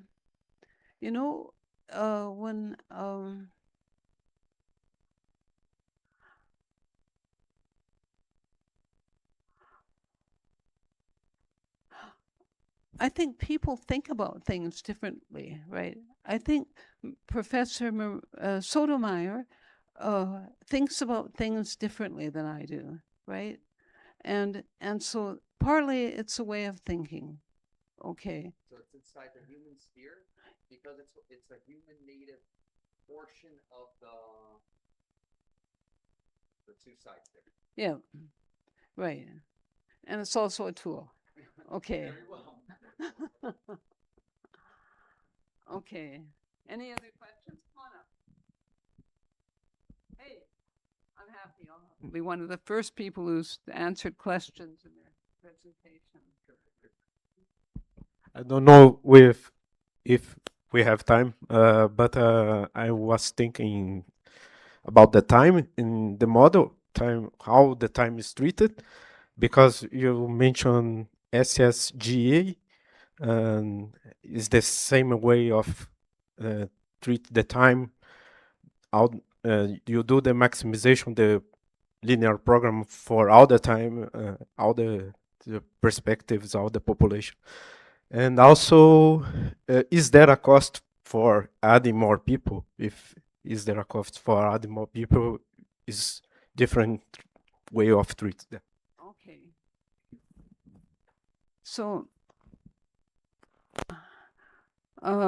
this we could add more people, we could add more objects, right? One of the things I should mention is that there's general results, or at least results that claim the number of people must be large relative to the number of objects. That's not true in this framework. We can have lots of objects, lots and lots of objects. And if we have small group effectiveness, that means eventually that, in some sense, that the small, as you get many, many objects, they don't add very much to your utility. Okay. And yeah, I don't think that answers your question completely. No. Yes?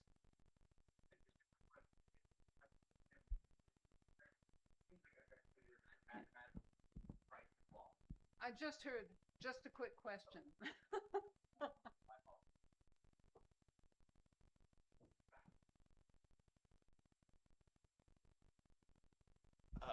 I just said to my friend Pedro there that this seems to me like a mathematical proof of Price's law. Yes. Yes. The one of where if you that the square root of the number of participants in a group produce the square root of the total produces 50% of the effective output. So that's my question. In that, for example, in a group of 9 people, 3 would be producing half the effective output. In 10,000, only 100 would be producing half the effective output. I think generally, if you put that in the model, it would satisfy small group effectiveness, right? Unless, I mean, the only important thing is, will what's produced by that small group raise the per capita payoff unboundedly, right? So you can have some players make a big contribution. Suppose that the 2 to the kth person can make a contribution of k. K becomes infinitely large. So does it, but that satisfies small group effectiveness, because the ones who can make this, you know, the 2 to the kth person making a contribution of k for large K is hardly nothing per person, right? Okay.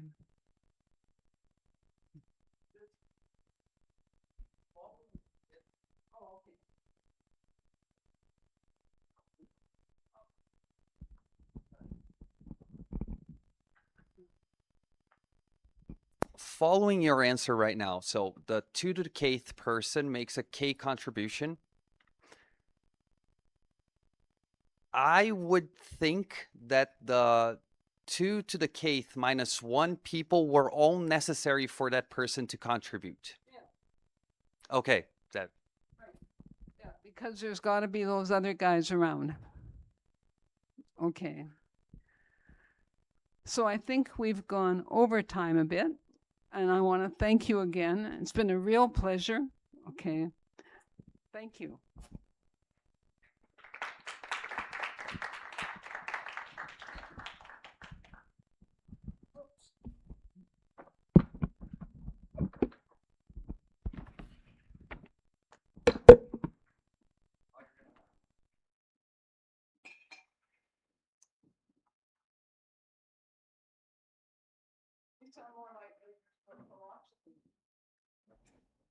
Oh, sorry.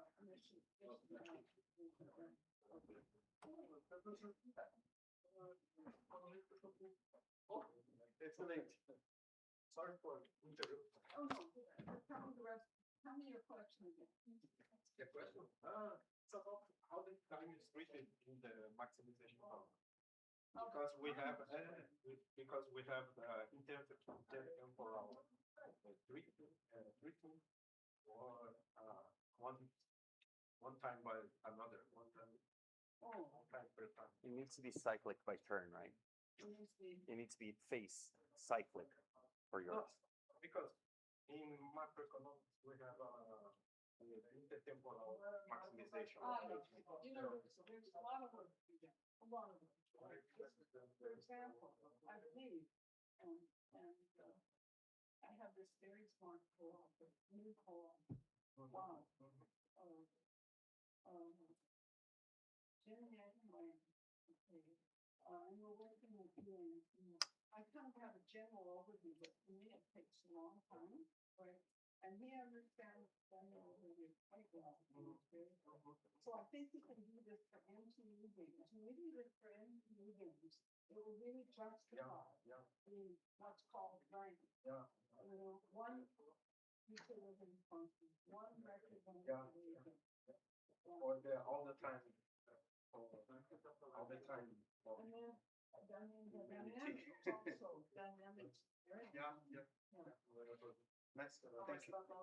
So before you started speaking, I researched what that meant. I'm not an academic. I've never studied economics at all. I'm a teacher. Oh, good. Okay. But I looked at it and I was like, okay, so let me just follow it logically. Now there's one part, which is what I asked you before, right here. So If you separate the groups between people and their tools, the subsets with the subtypes inside, and how you can adjust them to make the cores, each of them compute to 1. So what you do is you equalize the whole core, like the whole coalition, to 1. And on the other side, there's always another group trying to extract value from this group.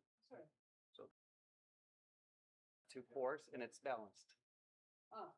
So once it's balanced, it becomes a lot easier to price a single person or a single tool in general, but never individually, which was exactly what he asked at the end for the 2K person. Right. So that person's price is already paid by the whole, for sure. It just, nobody can tell who is the person that's going to find the thing or do the one move that makes everybody. So you're talking to a certain extent about strategic interaction, right? And one of the things that should be investigated is the power or lack of power of small group effectiveness in a strategic setting. And there's a notion called the gamma core, which is for strategic aims, right? And this says, this takes into account the coalition forms and what the complementary coalition will do.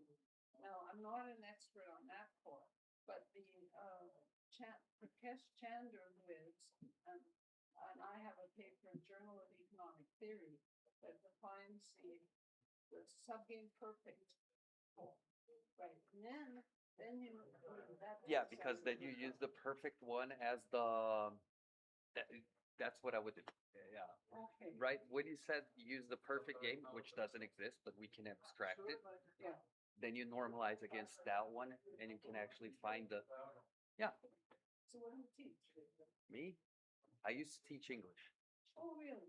Yes, Okay. I was an ESL teacher, but 2 years ago, this madman taught me that Greek letters were actually something. Within the context of securities trading. Yeah. Ah, And then I realized that I could always think math, I just did not have notation. right. Yes. I mean, yes. I understand that, right? When I taught principles for a while, right? And there's no math in principles, right? And my students would tell me I was too mathematical. There was no math. It's logic. It's logic. Yeah, It's just I use this for kernel work Ah. because I produce logic algorithms. Mhm. And then what I was going to ask you is if you would, I'll send you a paper, but this is for my work. Okay. So I would not like you to send it. You can use it. You can do whatever you want. Just don't. Send me that. Yeah. Okay, so write confidential and see heading.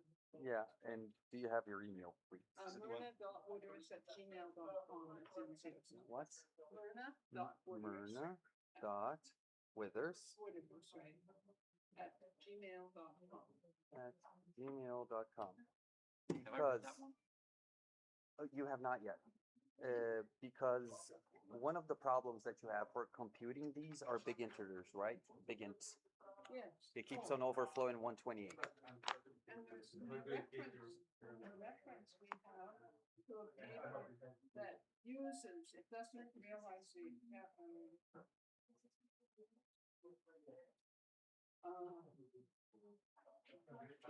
doesn't do small group effectiveness, but looks at a situation where where small group effectiveness is satisfied. That's in our reference. Yeah, I've been working with that for quite some time because for intelligent systems, AI, for kids in Brazil, where you cannot count on having a 128 VRAM, like that's not an option. I had to defloat one, and I defloat, take away the floating points, and I did. So the weights are all defloated. I'm sorry, I was going to show you the reference here. And it works better than it should. Yeah. This one. Bichlers. Bickler. Bickler, M. Walder. Poor pricing combinatorial exchanges with financially constrained buyers. Oh, that's actually. You might find that interesting. Yes, I will. I sent you the email. Excuse me, I was just here to let you know that the next We need talk to is go. starting. Okay.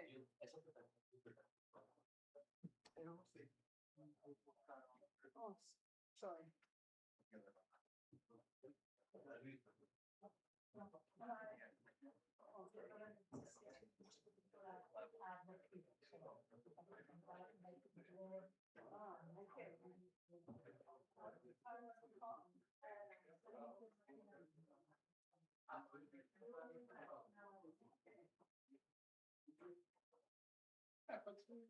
Iniciar a reunião.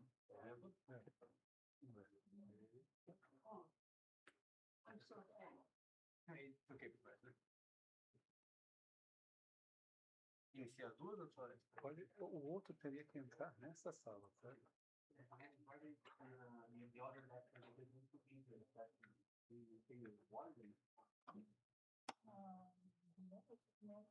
But I guess that they, I don't have, I have an email. Som teste, ei.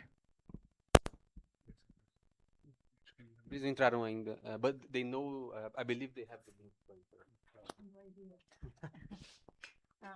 One, two. Tá certo. Obrigado, viu?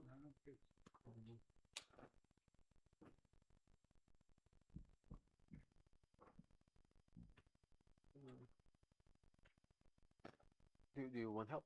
No, I'm fine, thank you. Yeah, I believe they have the link. They just need to enter. But they are not there yet, no? Yeah, they have not entered yet. Okay, so I start with my talk. You can start right. I should share. I should share the. Yeah, just here on share. First, I should open my. Presentation. Oh yeah, Yes. I think it's already open. I'm not sure. No, it's the other slide. This is not mine. I closed off. Yes. Closed off. Here's yours.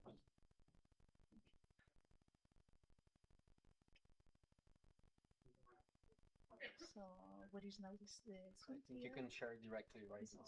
Yeah, on the right here. Yeah. It's Sorry. it's the Zoom. It's not very good. We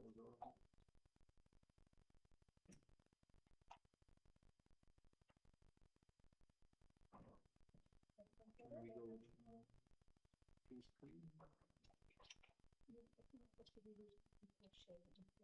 No, you can go.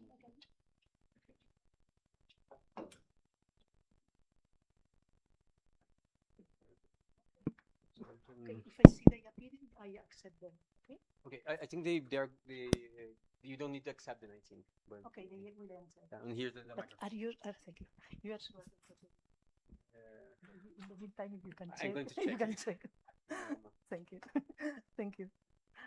Okay, sorry, I don't know if you need the microphone because people abroad are not connected. So, micro or what? Okay, that's the point. Okay, I will try. So the other two speakers are not here, will be online, but we have some problems. We are not sure if they have the link, so they will check in the meanwhile. So let me start with my talk. I have changed a bit the talk, although it's very related. What I will be discussing is the compatibility for some assignment markets of stability and some kind of marginality, okay? Then instead of focusing on the Shapley and Schubeck assignment game, which is what I was planning to do at the beginning, I will do some results related to that market, one-to-one market of Shapley and Shubik, and then I will move to the package assignment game, and I will try to find some kind of parallel or related results, okay? So the second paper is a joint work with Francisco Robles, but I will also mention things of a first paper, which is co-authored with Francisco and Laura Robles and René van den Brink. So let's start. Don't need that.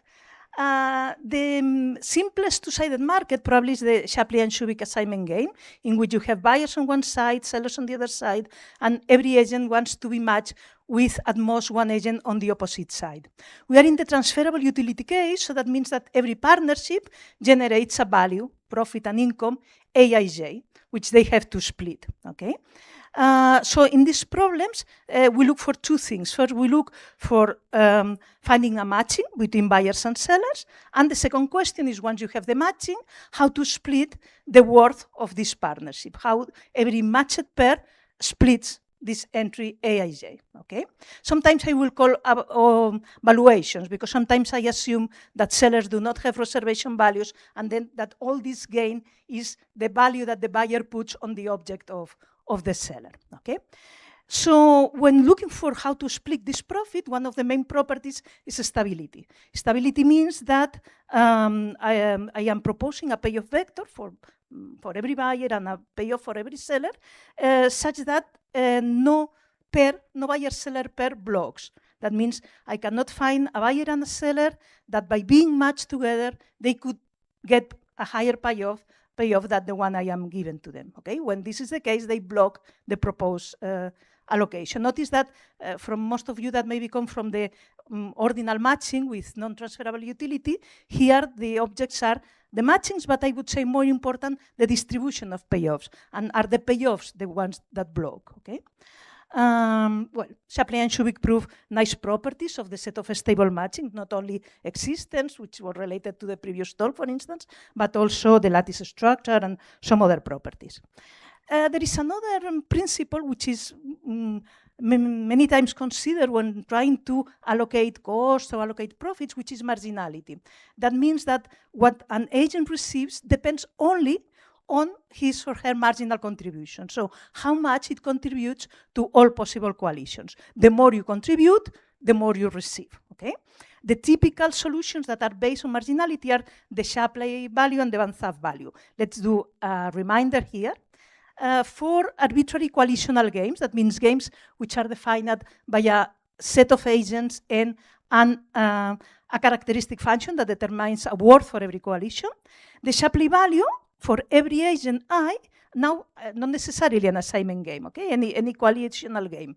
For every agent I allocates an average of its marginal contributions.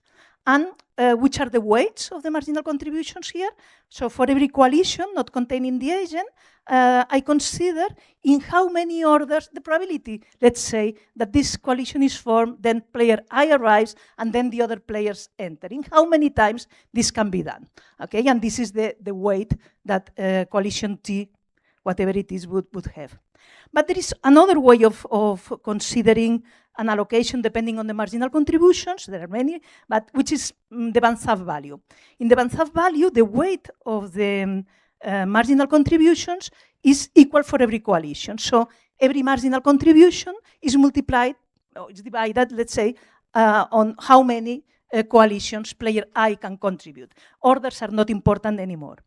The difference is that the Shapley value is always efficient, so this is why we use many times for coalitional games. Van Zaff value may not be efficient, and it's more used to measure power, which can add up to whatever, okay? Okay, so let's come back. This was just to tell you which kind of marginal solutions I would be considering, okay? The question that we pose is, how can, from the data of the market, can I determine if the Shapley or the Van Zaff value belong to the core of the game? So these marginal solutions are compatible, are stable, let's say. there are already results on that, okay? I will mention in a moment. But for instance, in a recent paper, which is the first one I wanted to tell you something about, we characterize for which assignment, Shapley and Shubik assignment games, in terms of the evaluation matrix, for which of them Banzhaf is in the core, and if and only if, okay? I will comment that properties later. But there is also another way of approaching that problem. Maybe instead of considering for which markets the Shapley or the Banzhaf value belong to the core, you can consider maybe it does not belong to the core of the initial game, but with a high or larger enough replication of the game, would these solutions enter the core? And this recent paper from Lu, Pérez-Castrillo, and San show precisely that. Show in a bit more general problem, which is the multiple partners assignment game of Marila Sotomayor, but they include the one-to-one case. In this bigger, let's say, model, they show that initially the Banzhaf value and the Shapley value may not be in the core. In general, they are not, but not with a finite replication, but in the limit of the replication, they enter the core. In fact, they prove that they are supported by competitive prices, and because of that, they are inside the core, okay? So these are the two approaches. In the first case, what we are going to do is try to do something similar. Yes, please.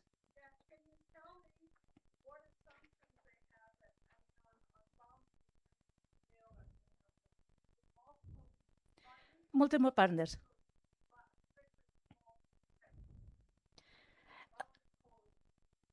In the model, every agent on each side has some capacity greater than one, but the evaluations are additive in the sense that if a buyer is matched with several sellers, it receives these objects, and the value of the package is additive on that.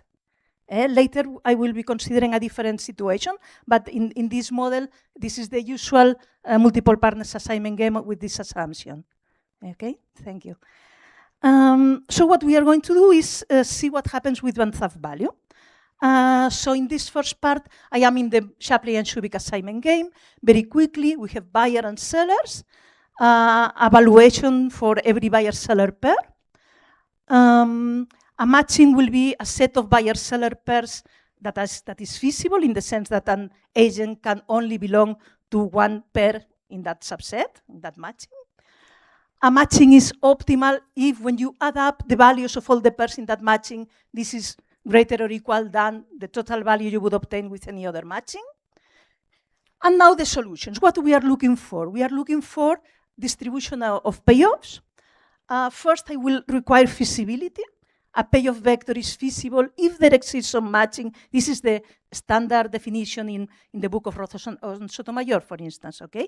If there exists a matching, no need to be optimal, such that every pair in that matching splits exactly with equality the value Aij.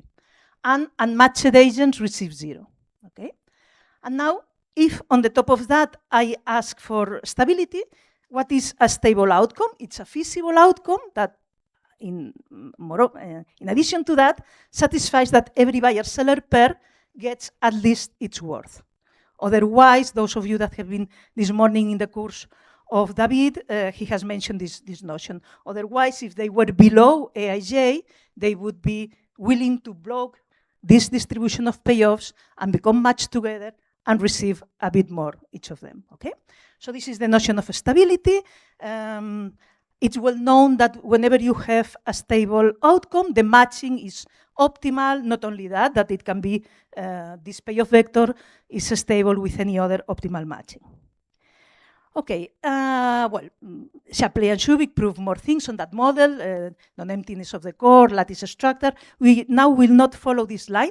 I will recall two definitions that are for these markets which are due to Solimossi and Ragavan, with another intention to prove, to characterize which assignment games are exact, okay, and large and other definitions. But we will use these notions to characterize the belonging of the Banzhaf value to the core. The definitions are the following. First, I will assume the market is a square. I can always add null row of columns to the short side of the market. Once the market is a square, I can also assume that they have an optimal matching in the diagonal. This is not important at all. I only do to make sense to the name they gave of dominant diagonal, okay?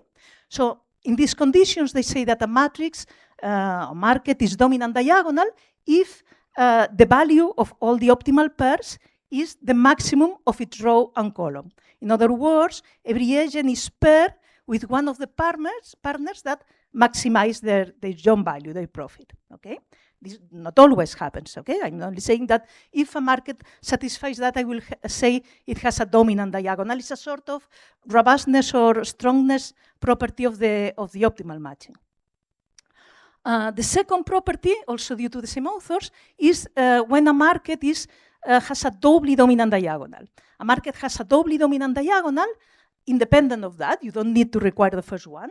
A market has a doubly dominant diagonal whenever you add the value of an optimally matched pair with the value of any other pair.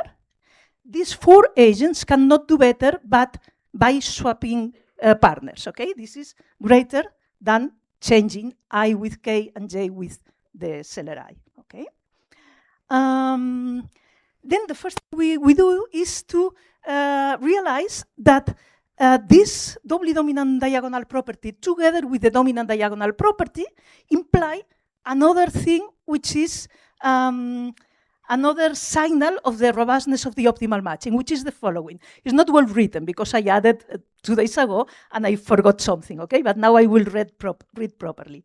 Given an assignment market, buyers, sellers, and profits or valuations, which is a square, and given an optimal matching mu, now it should say, if this market has a dominant diagonal and a doubly dominant diagonal, then whenever I take a pair in the optimal matching, and I consider any subcoalition not containing that pair, when I add these agents to this coalition, to go here, I will always find an optimal matching of this submarket in which I and J are matched optimally together, okay? So, in fact, the same that the doubly dominant diagonal says for 2 and 2 submarkets of 2 buyers and 2 sellers can be generalized to any other submarket, okay? Well, this is the first tool we need to prove the following. The first part was already known, which is there is this paper of Hoffman and Southolter that obtains a sufficient condition for the Shapley value to belong to the core of the assignment game. And the sufficient condition is precisely putting together these two properties, the dominant diagonal and the doubly dominant diagonal property. So they say that whenever a market has these two properties, you can guarantee that the Shapley value is a stable allocation, okay? It's only sufficient. There are examples in which the other way around does not work. So our first result is this one. For the Van Zaf value is an if and only if. Well, but it's, I mean, we were a bit surprised, well, maybe it's normal, it's natural, okay? But that the same two conditions is a sufficient condition for Van Zaf to be in the core, but at the same time is if and only if. So in some ways, this is a characterization of the markets that such that the Van Zaf value is in the core by means of the matrix, of the properties of the valuations. And I included this example because for you to see which the two properties mean. This is a 3x3 market, 3 buyers, 3 sellers. And then the dominant diagonal means that this is the optimal matching, you can check. And notice that the entries in the optimal matching and maximum of row and column, okay? And the doubly dominant diagonal, it's a bit more tricky, but let's check only one of them, of the several inequalities you should check. Take, for instance, this optimally matched pair, join with this pair which is not in the diagonal, is not optimally matched, and notice that 5 plus 3 is greater than 4 plus 3. So this is greater than that. And you can do that with any combination, with any entry in the diagonal and another entry out of the diagonal. And if in this example you compute Shapley and Van Zaf, you get two different things, but both of them satisfy the stability inequalities, okay? Well, nothing to say about that, okay? So it seems that in this example, Shapley benefits more one side than the other, but I have no idea. I mean, only this characterization. Okay, so once we have that, we move. I'm sorry that you cannot see the title. The title says simply the package assignment game or problem. Okay, so then we ask whether this would behave in some similar way for other generalizations of the Chaplin-Shubik assignment game, of the one-to-one game, okay? One-to-one market. And then we went to the case in which we have several buyers, the package assignment problem, several buyers, only one seller, with a set of objects, Q, indivisible objects, okay? This is the situation of an auction by buyers and one seller with several indivisible objects. In this usual setting, we assume every buyer values every package of objects, okay? So we have a real number for every buyer, values in a real number every package of objects in Q, with the value of the empty package, of course, being 0. So when I have the valuations of all the buyers, I have this valuation profile, and the market is defined by the set of buyers, the unique seller, the set of objects that belong to the seller, and the valuation profile. What is a matching here? Well, we call assignment, but it's the same idea. An assignment or matching is simply saying which package of objects go to which buyer. Of course, with the condition of feasibility, that is, an object cannot belong to the packages of two different buyers. Okay? And then we can define what is an optimal assignment or an optimal matching.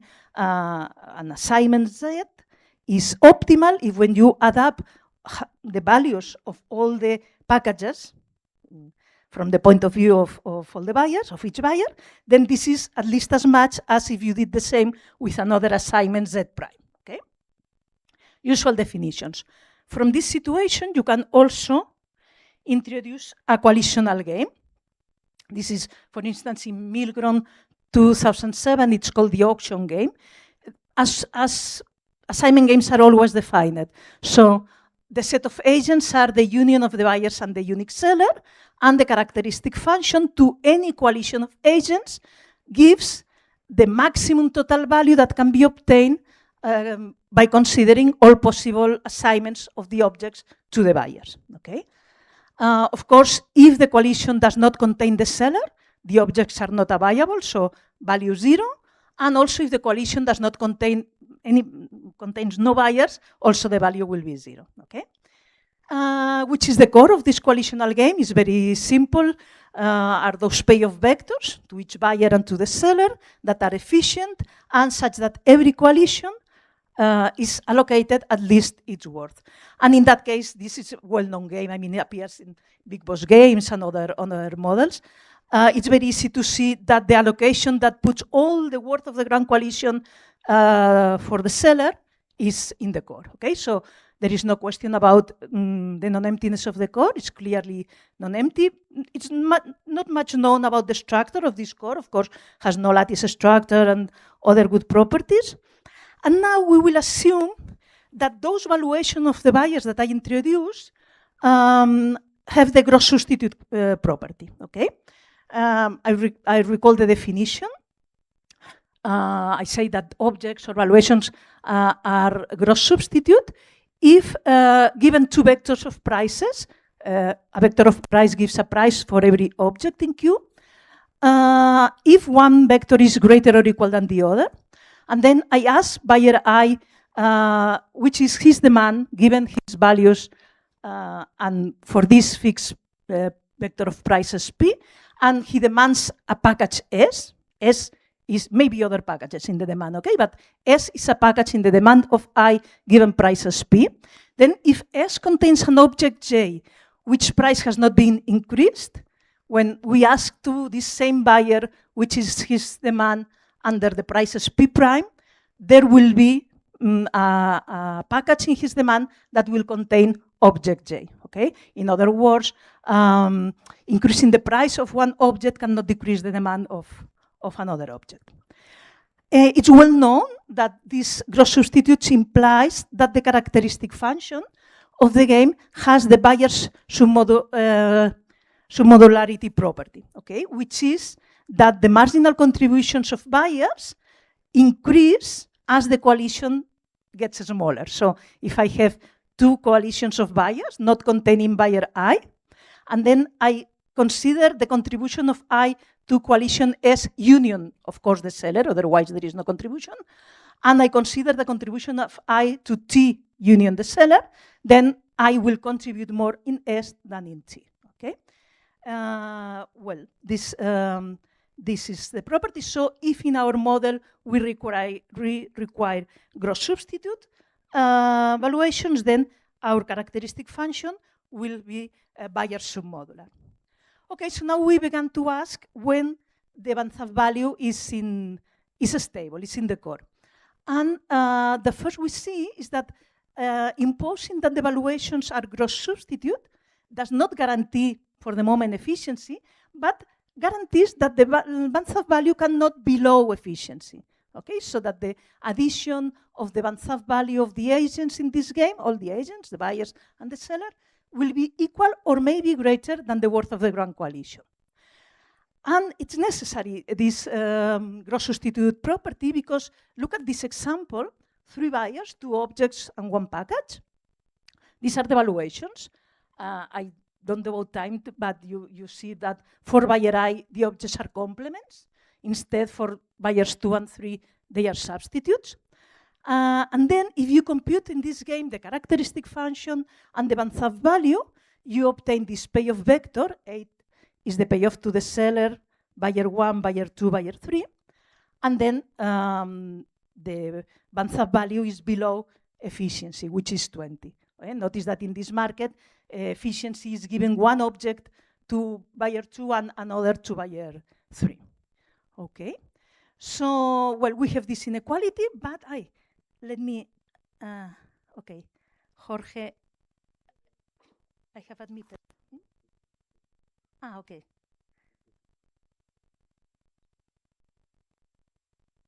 Okay, have to, thank you, thank you. Still, one question could be, well, maybe with gross substitutes, Banzhaf will always be efficient. And, the answer is no. So with a simple example, you see that in this case, valuations are gross substitute. Notice that the value of the package is the maximum of the value of its components, let's say. But when you compute the characteristic function and the Banzhaf value, is strictly above efficiency, okay? Okay, so I will go back to this example in a moment, but now which is the result? This is the characterization result. Several things are equivalent, but let me first explain 1 and 2.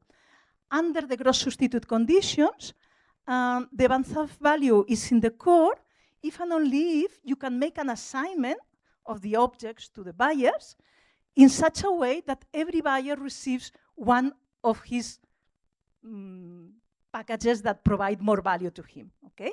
So the value each buyer receives in the assigned object is greater or equal than the value he would obtain in any other object. So it has some flavor of the dominant diagonal property in the sense that you can allocate every buyer one of his favorite from the point of view of valuations packages, okay?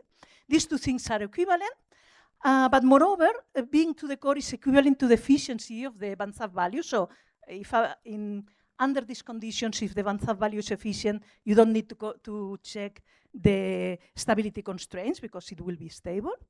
And well, 2 other equivalences, the game is equivalent to the convexity of the game and to the stability of the core in the sense of von Neumann and Morgenstern. The equivalence with the convexity of the game, somehow it's saying that all these conditions make the model quite restrictive, I would agree, but just let me mention that for general cooperative games, the Banzhaf may be outside the core in convex games. It's not like Shapley that for a convex game is always in the core, okay? So, well, in that case, the convexity is equivalent to the belonging of the core of the Banzhaf value. And the second result is, we could have included in the first one, but we separated it, is that we can characterize when Banzhaf and Shapley coincide. they will coincide if and only if the Banzhaf value is in the core. So if Banzhaf is in the core, this implies that Shapley coincides with Banzhaf, and as a consequence, it's also in the core. But sometimes Shapley value is in the core without the Banzhaf value being in the core, okay? So this is a way of characterizing the coincidence. And here you have this counterexample I was commenting. Is the previous example. If you compute, remember we had already the Banzhaf value, and I had already said it was not in the core. If now you compute the Shapley value, it's in the core. And so in this game, Shapley is in the core without Banzhaf being. But let's just to understand the characterization result, notice why Banzhaf value is not in the core of this game. Well, basically because I cannot, buyer 1 gives the maximum valuation to package A, and buyer 2 also, of course, the A and the 2 object packages, okay? But notice that it's impossible to satisfy both of them. You cannot make an assignment in which everybody gets one of the packages he values the most, okay? So this was the results relating the belonging in the core of the Banzhaf value. And I have, I think, 2 minutes. I will skip the replication, and always only because it's just a counterexample, it's easy to say.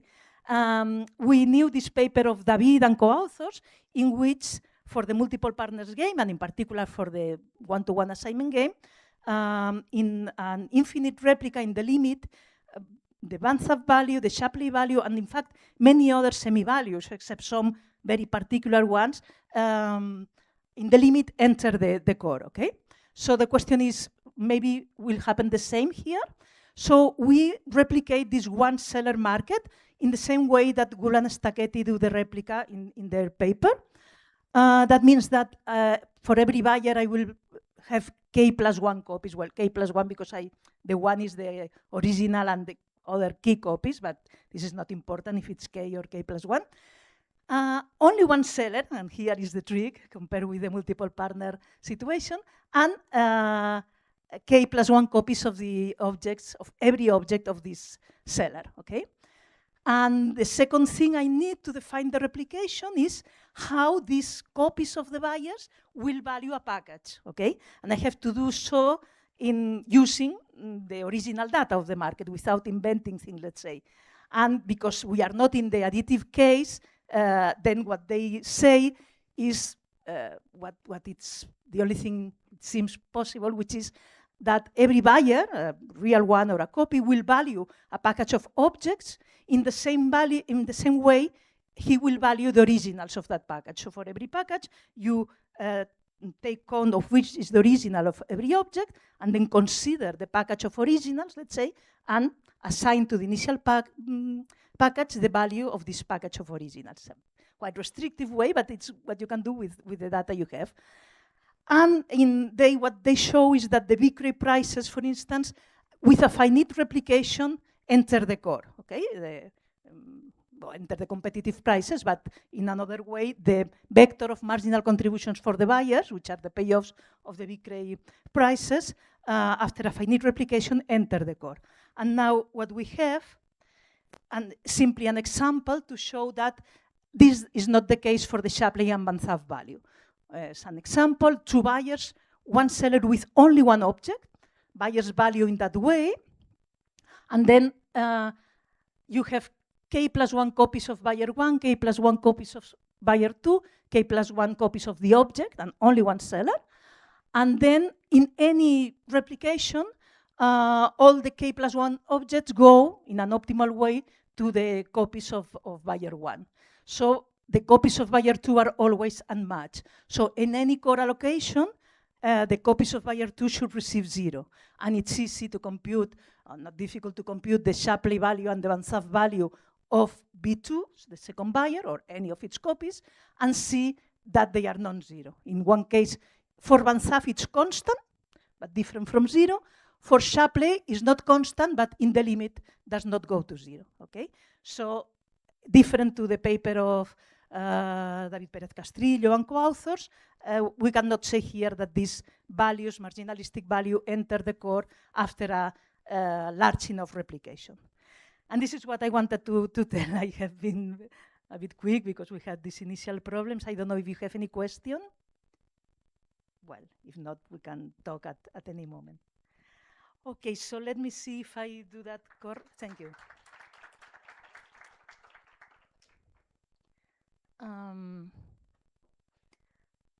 We should say Jorge to share his, no? But first I should stop sharing, maybe? Yes.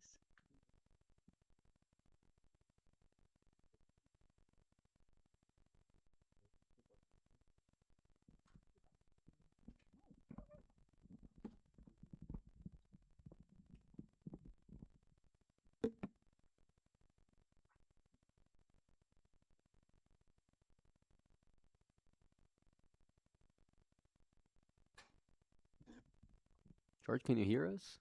Hello? Jorge, can you hear us? I think you are silent. Can we make him? He's mute. But he's mute, no?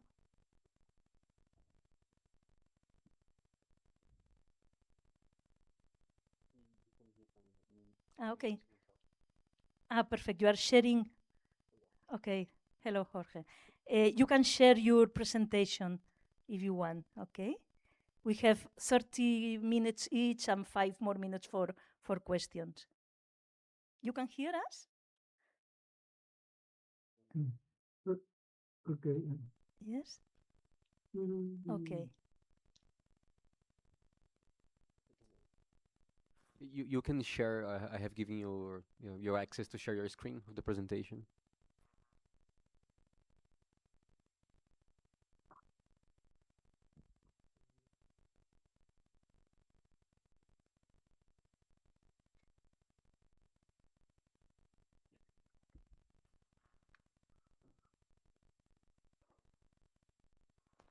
Acho que eu tô ouvindo a gente sim.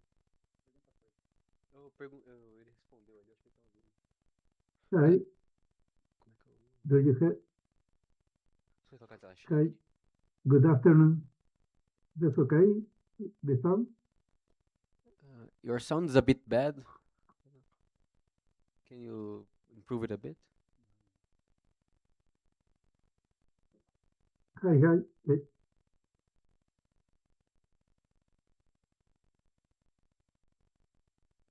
Can I start?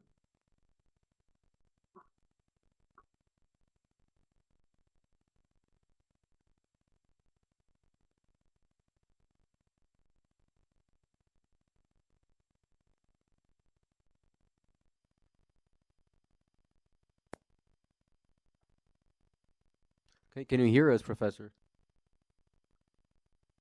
Hello? Can you hear me? Yes, we can hear you. Okay,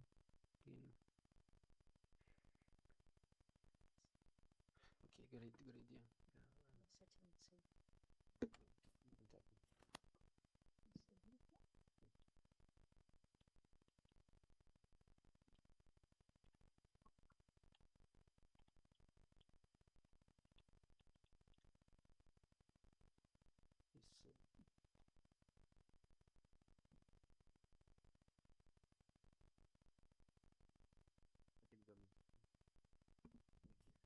Jorge, you can start whenever you Okay. want. Good afternoon. I'm going to present our work entitled Pseudo-Stability and Pseudo-Stability in the Many-to-Many Market with Responsive Preference.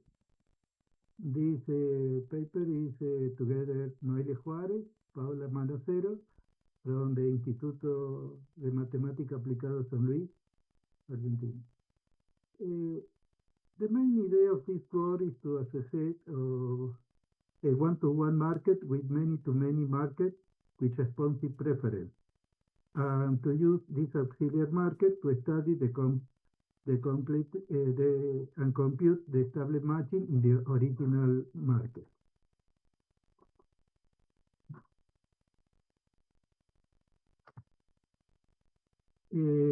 we consider a many-to-many matching market with two finite and disjoint set of agents, set of F and set of worker W. Each agent has a quota, therefore a field may be matched with several workers, and a worker may also be matched with several fields. Each agent has preference over the agent of the other side of the market. Okay, so unlike in a many-to-one market, quota appears on both sides. Well, I use a classical preference of this model, that is the responsive preference. This is a usual definition of this preference. Maybe the people know this preference. Okay, and also I use the concept of stability. A matching is stable if it is individual rational, and there is not a blocking pair. A blocking pair is a pair of agents, F and W, block mu when both agents will benefit from adding each other, possibly replacing a corset pair. A matching is stable if it is individual rational has no blocking pair. SOP denotes the stable matching set.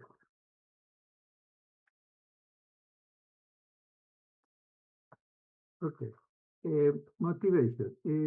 Our motivation comes from the now idea in the many-to-one matching market.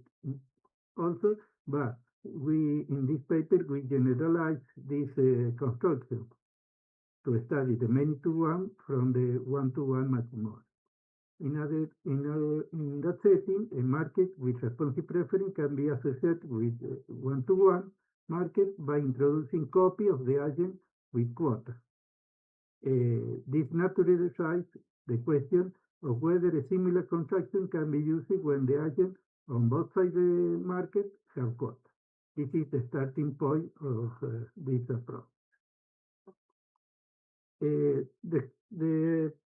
To construct the associated one-to-one market, we replace every original agent by a numeric copy equal to its quota. Thus, the field quota Q genera a corresponding number of field copy of the field copy, and similar workers make the same thing. Okay, the associated one-to-one market is denoted by P star.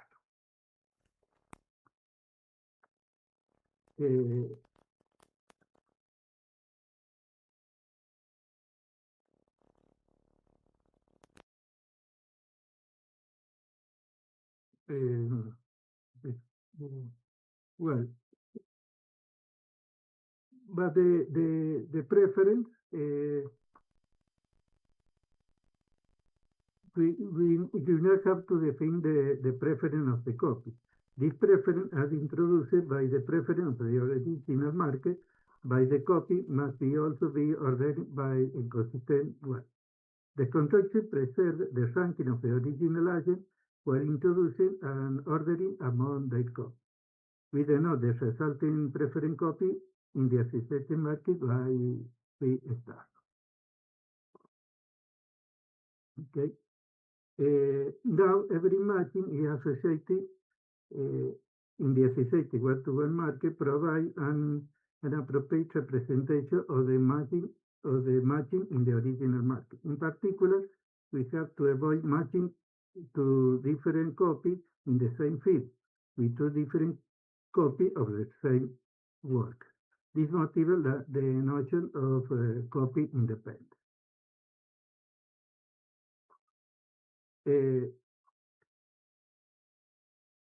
Stability. The next issue is stability in the associated market.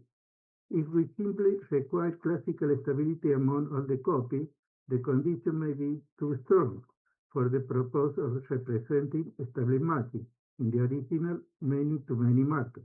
Some blocking pair between copy are artifacts of the copy construction and do not correspond to any blocking pair in the original mark. This motivates a weaker condition of stability, we call pseudo-stability. We say that the matching in the associated market is pseudo-stable when it satisfies the stability condition after excluding the blocking situation that arise only from the copy structure. In addition, we require the matching to be copy independent. We denote with PS or PS star the set of pseudo-stable matching in the associated one-to-one mark. Once to the associated market and pseudo-stability shall be defined three natural questions are. First, what is the relation between pseudo-stable matching of the associated one-to-one market and the stable matching of the original many-to-many market? Second, can we compute a stable matching of the original market by working with the associated one-to-one market? And finally, can we recover the optimal stable matching for both sides of the original market? There are questions we address in the rest of the presentation.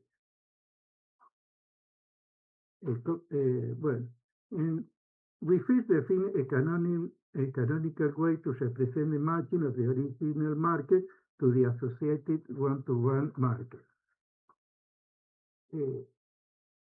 Let mu be a matching in the many-to-many market. For each worker, we can order the field in mu according to the worker preference. The first worker copy is associated with the most preferred field, and the second copy with the second with the next one, and so on. We order this worker copy according to the preference for the field copy and assign this successively to field copy 1, field copy 2, and so on. The resulting matching is denoted by T of mu, and we call it the copy independent representation of mu. Let us see the construction, but an example. Consider this example with two fields F and G and two workers W and C, all with quota 2. Field F prefer W to C, G prefer C to W, worker W prefer F to G, and C prefer J to F. We consider, for example, matching mu. Part F with worker W and C, and field F, G with worker W and C. And we apply the copy independent construct. Field F has two workers W and C, and they prefer worker W. And the first copy F is assigned with the first copy with copy 1 of worker 1, and G in this case is assigned with the second copy. Worker 2 is assigned to field C. Also for C prefers first copy of G prefers field F, and second copy of C prefers F. Hence, the T of mu, then now we assign F has two elections. A copy of worker W1 and copy of the second copy of worker C, and F prefers first copy of copy one. Copy field F copy one prefers worker one, and second copy of field F prefers ST2. The same occurs for worker for field G. First copy of G prefers G to F. G to F prefers F. And this is the original representation of each original pi is represented exactly one. We now define a map of the opposite direction. Given a matching nu in the associated one-to-one market, the projection up remove the copy in. The only symbol given a match not precisely. A worker W belong to R of nu of F whenever some copy of F is matched with some copy of W. Equivalently, a field F belongs to R of mu of W whenever some copy of W is matched with some copy of F. Therefore, R map matching of the associated market with the original market. Let us apply R an example. Recall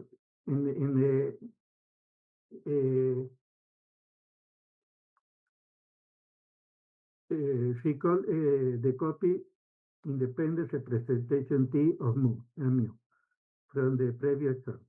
If we apply R to, we simply remove the copy in. The part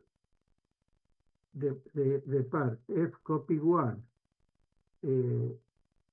W copy 1 is assigned to field F and worker W.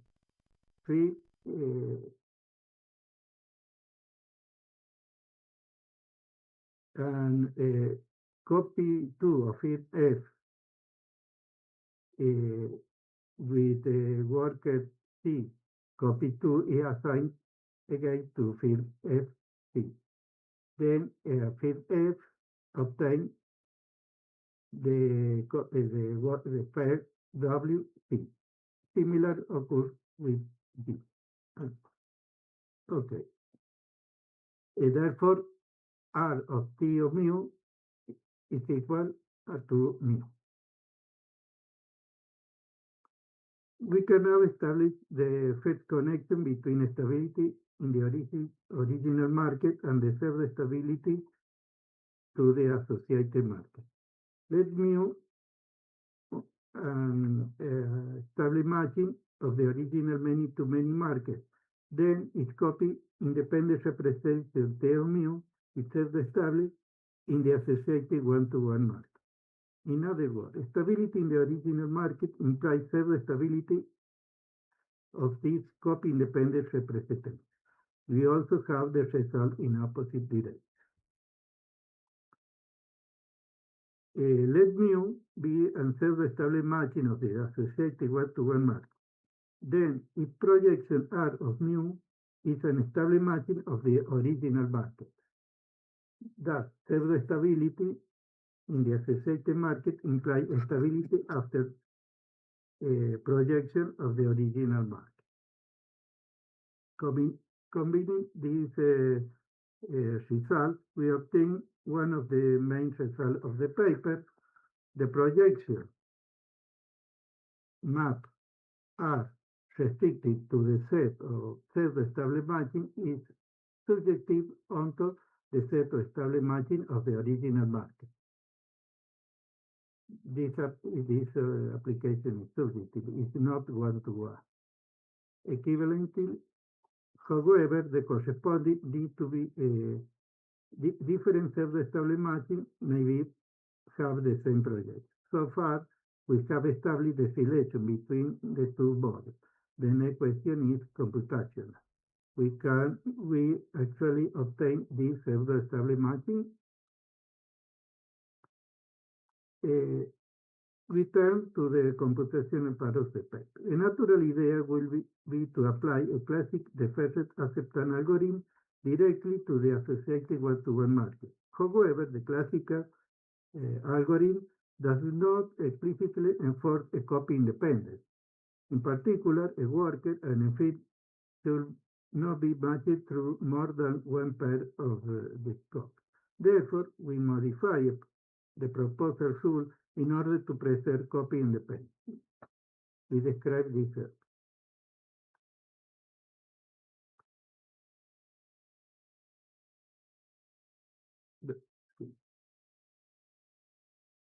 In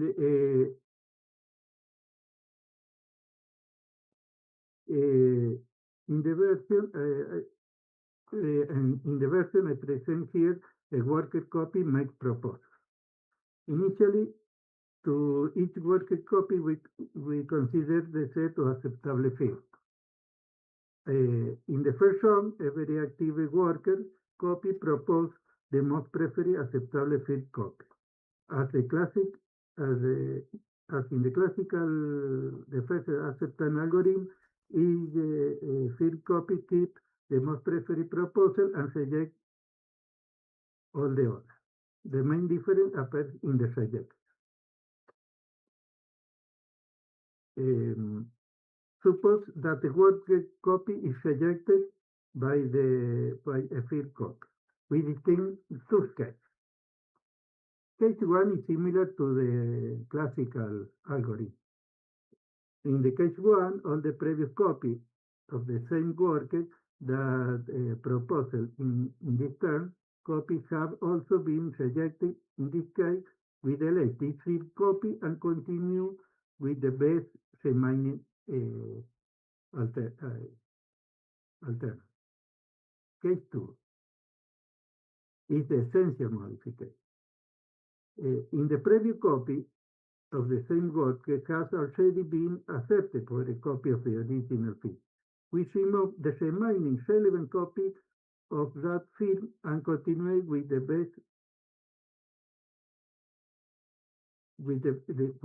remaining alternative. This second rule is what prevents multiple representations of the same original field worker paired and enforce a copy independence. I show an example that this algorithm works.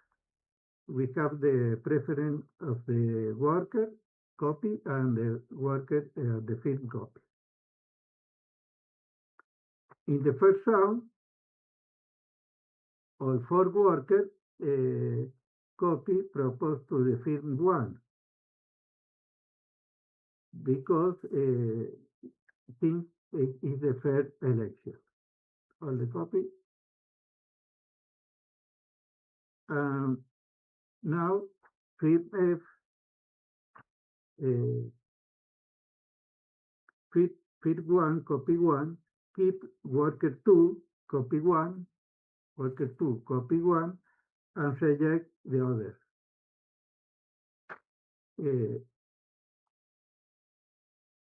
That is the problem.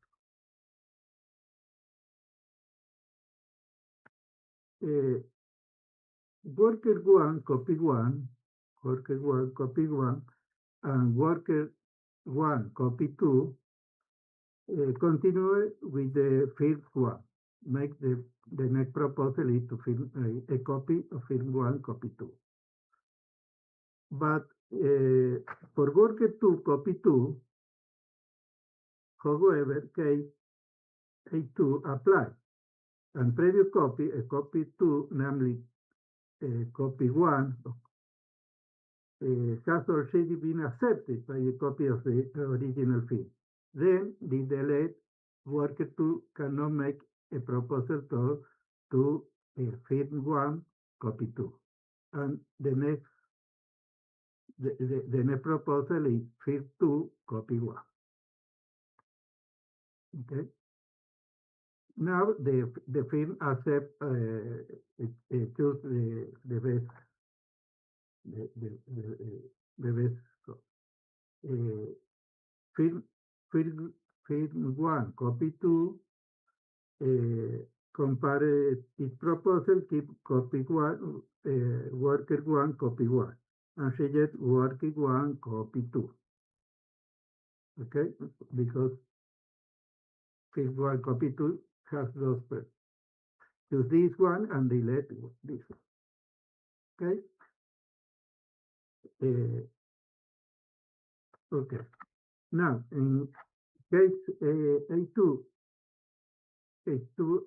applies to worker 1, copy 2, because worker 1 copy 1 has already been accepted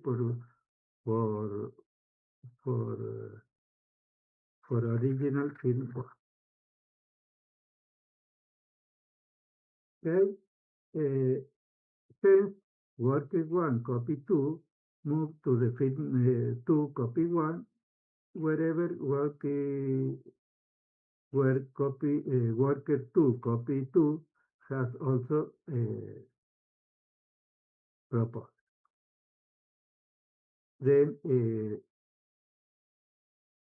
field 2, copy 1 has 2 proposals now, and we choose the best one. And the field choose worker 1, copy 2, and reject worker 2, copy 2, and the next one, worker 2, make offer to this one. And this is a matching. We do not modify the first acceptance algorithm when worker make the offer. And this is a matching. If you see this matching is copy independent. Not that field F has assigned 2 different copies of different work. Similar occurs with field F2 has 2 different works. Okay. Okay. We can now state the main computational result. This denote the outcome of the modified the first acceptance algorithm when worker make proposal. Then the projection of this matching on the original market is exactly the worker optimal established match.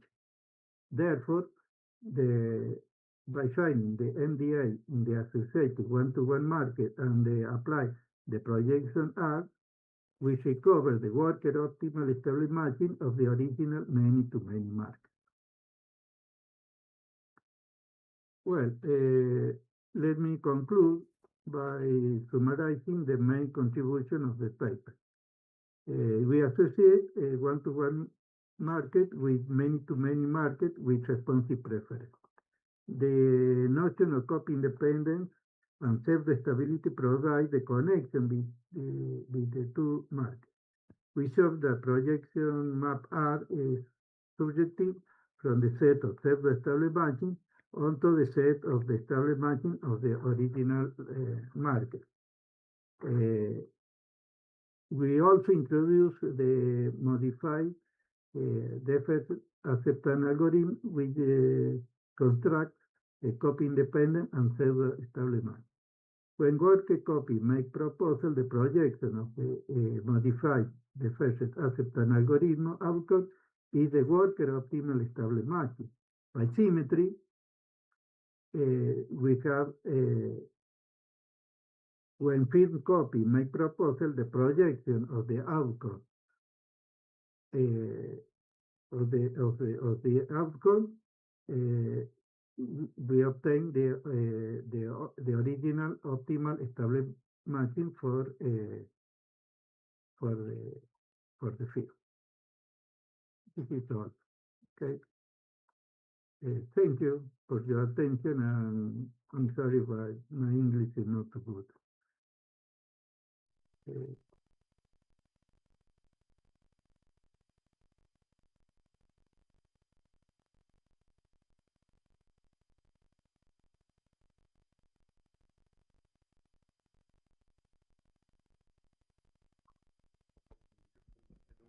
Thank you, Jorge.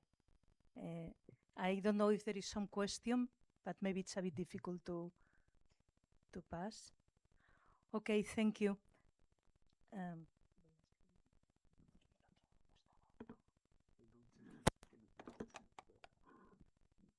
Excuse me, I don't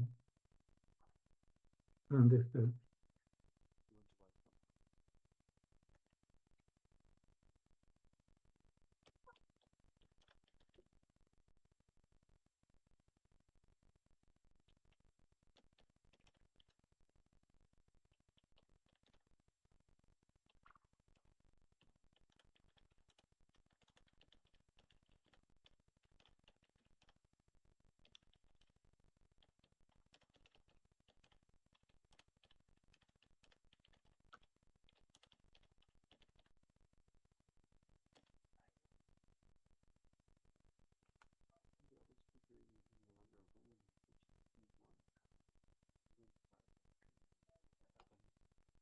So we have the other speaker in another room.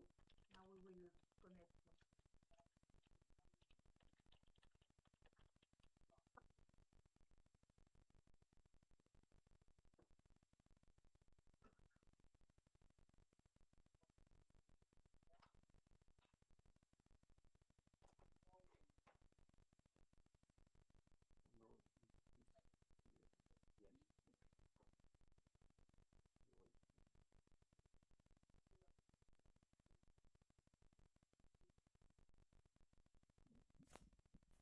Hello, Amparo.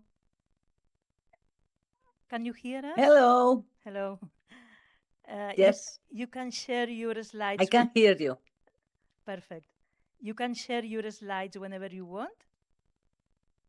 And we were in a different room, so I'm sorry that maybe you could not attend to the rest of the session, okay? But we are connected to your room. Yes. Sorry for that. Can you see? Yes, the yes. slides? Well, no, the slides not yet.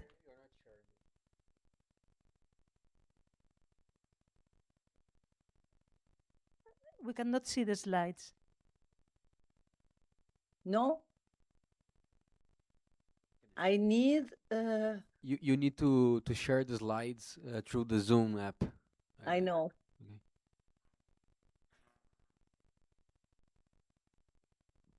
And now? We are still not seeing it. No. Wait No. a second. See. Oh, I think Now. No. you're sharing your screen now. It's on the browser.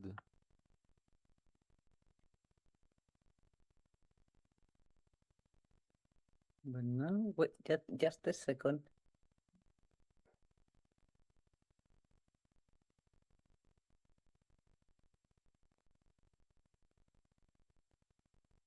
But just a second.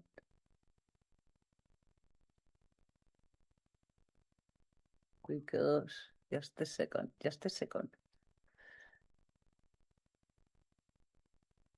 totally lost.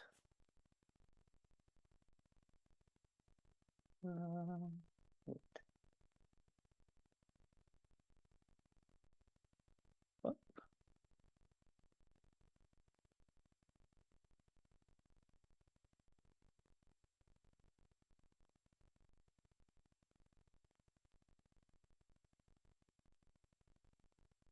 Yes, but we can see it now.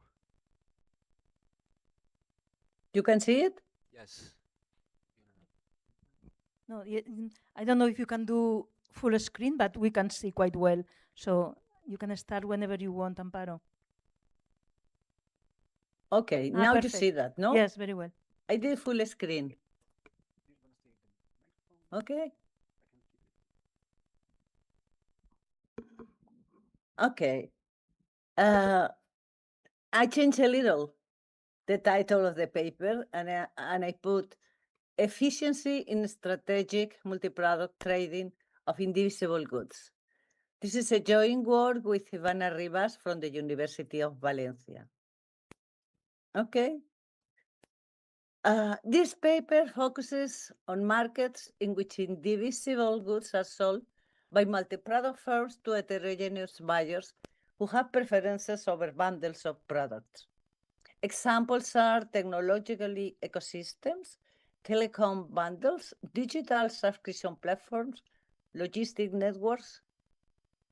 The main features of the model are oligopolistic markets, many buyers and sellers, indivisible goods, multi-product firms, possible non-monotone preferences, and complementarities across firms. Well, the literature tells us when efficient allocation admits supporting prices, but it does not tell us which of those allocations survive strategic price competition among multi-product firms. So again, perfect equilibrium are too weak because they may be inefficient. Coalition proofness does not solve the problem. We therefore characterize the minimal strengthening of some perfect equilibrium that restores efficiency. See the following example, the market for systems. You have two buyers. One buyer has goods AB, buyer 2 has two sellers, Seller 1 sells AB, seller 2 sells CD, and say one buyer. This is the most simple example I could find. Okay, as you see, the preferences of the buyer are 4 for AB, 8 for CD, 9 for AD, 5 for BC. As you can see, the efficient bundle is AD, and this is a sub-imperfect equilibrium supported by disequilibrium prices. However, the inefficient exclusive dealing outcome, CD, is also a sub-imperfect equilibrium supported by these other prices. So the core question is, when do efficient outcomes arise as equilibrium of strategic multi-product price competitions? More precisely, do efficient efficient equilibrium exist? Are they robust to any kind of deviations? We characterize which efficient allocation of a market posting prices can be decentralized by strategic anonymous bundle pricing and show that the answer depends not on the curvature of buyer valuation alone, but on whether cross-goods complementarities align with firms' boundaries. Okay, let me show you this other example. This is an old example by Kelso and Cranford from 1982. Here you have a seller who sells 3 goods, 111, and 2 buyers. And these are here the valuation of the 2 buyers. Buyer 1 has a valuation for good 1 of 4, for good 2 of 4, for good 3, 425. For the bundles of the first and second good 7.5, for the bundles of the second and third good 7, for the bundle of the first and third goods 7, and for the whole bundle of the 3 goods 9. The second buyer has all these valuations, okay? Then we have 2 efficient integer assignments. Either buyer 1 buys 110, so 110, and buyer 2 buys 001, this one, with a maximum integer value of 7.5 plus 4, 11.5. We may also have that buyer 1 buys 010, the second good, and buyer 2, the remaining goods. And also the value, the maximum value, integer value is 11.5. However, if buyer 1 buys 1/2 of 110, and 1/2 of 001, and buyer 2 buys 1/2 of 010 and 1/2 of 0101, so the remaining, then the maximum value is 11.75, which is higher than 11.5. So here we have non-existence of efficient integer solutions. Okay. You can interrupt me whenever you want, please. Okay, which is our contribution? We characterize the efficient Saga-imperfect equilibrium in pure strategies of a price posting game. And we characterize the market-associated package assignment problem, the PAP. The AP maximization, integral programming maximization, the linear programming relaxation, the associated DLP, and the modified DLP problem. Then, Saga-imperfect equilibrium exists if and only if the linear relaxation of a package assignment problem is integral. I think this is quite known. But as we saw, a system equilibrium concept failed to eliminate efficient Saga-imperfect equilibrium. For example, example 1 we already saw. Therefore, we seek the weakest strengthening of Saga-imperfect equilibrium that restores efficiency. Then we need the strong efficiency condition. This strong efficiency condition induces a strong equilibrium of the game. So the main result is that the efficient Saga-imperfect equilibrium of the anonymous bundle posting game are exactly the integer optimal solution of the package assignment LP together with the fair Pareto efficient phase of its dual. Okay. The related literature. We have market with indivisibilities, but let me mention the package assignment game. In the package assignment game, we have Keswell Cranford, Bichandani and Mamer, Gould and Stacchetti, Biscandani and Ostroy, and many others.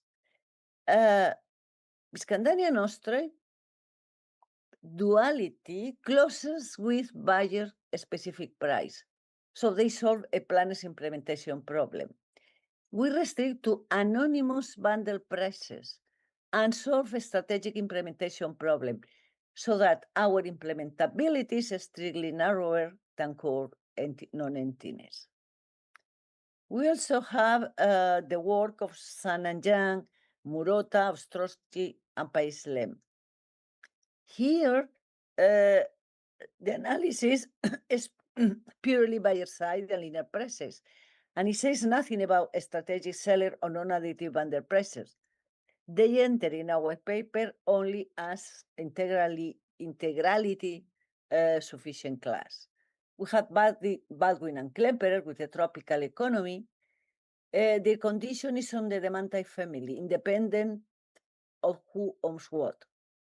We showed that the same valuation flip existent on and off under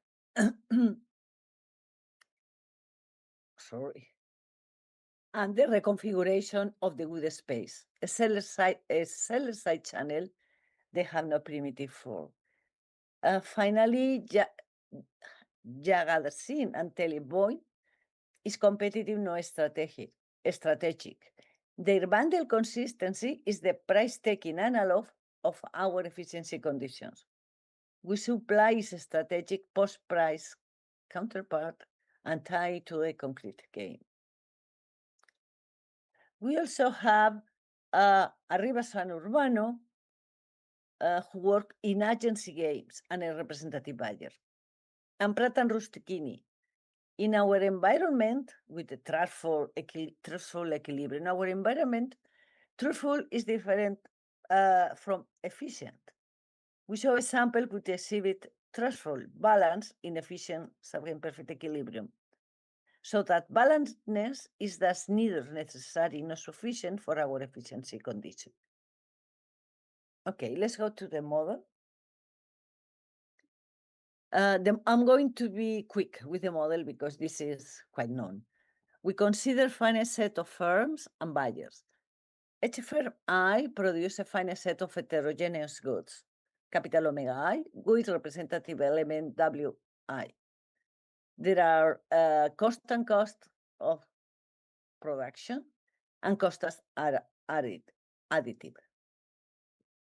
Strategy of firm I is a 2 to the power capital omega I tuple specifying a price for each subset of capital omega I. Okay, so Pi of T is the price of bundle T.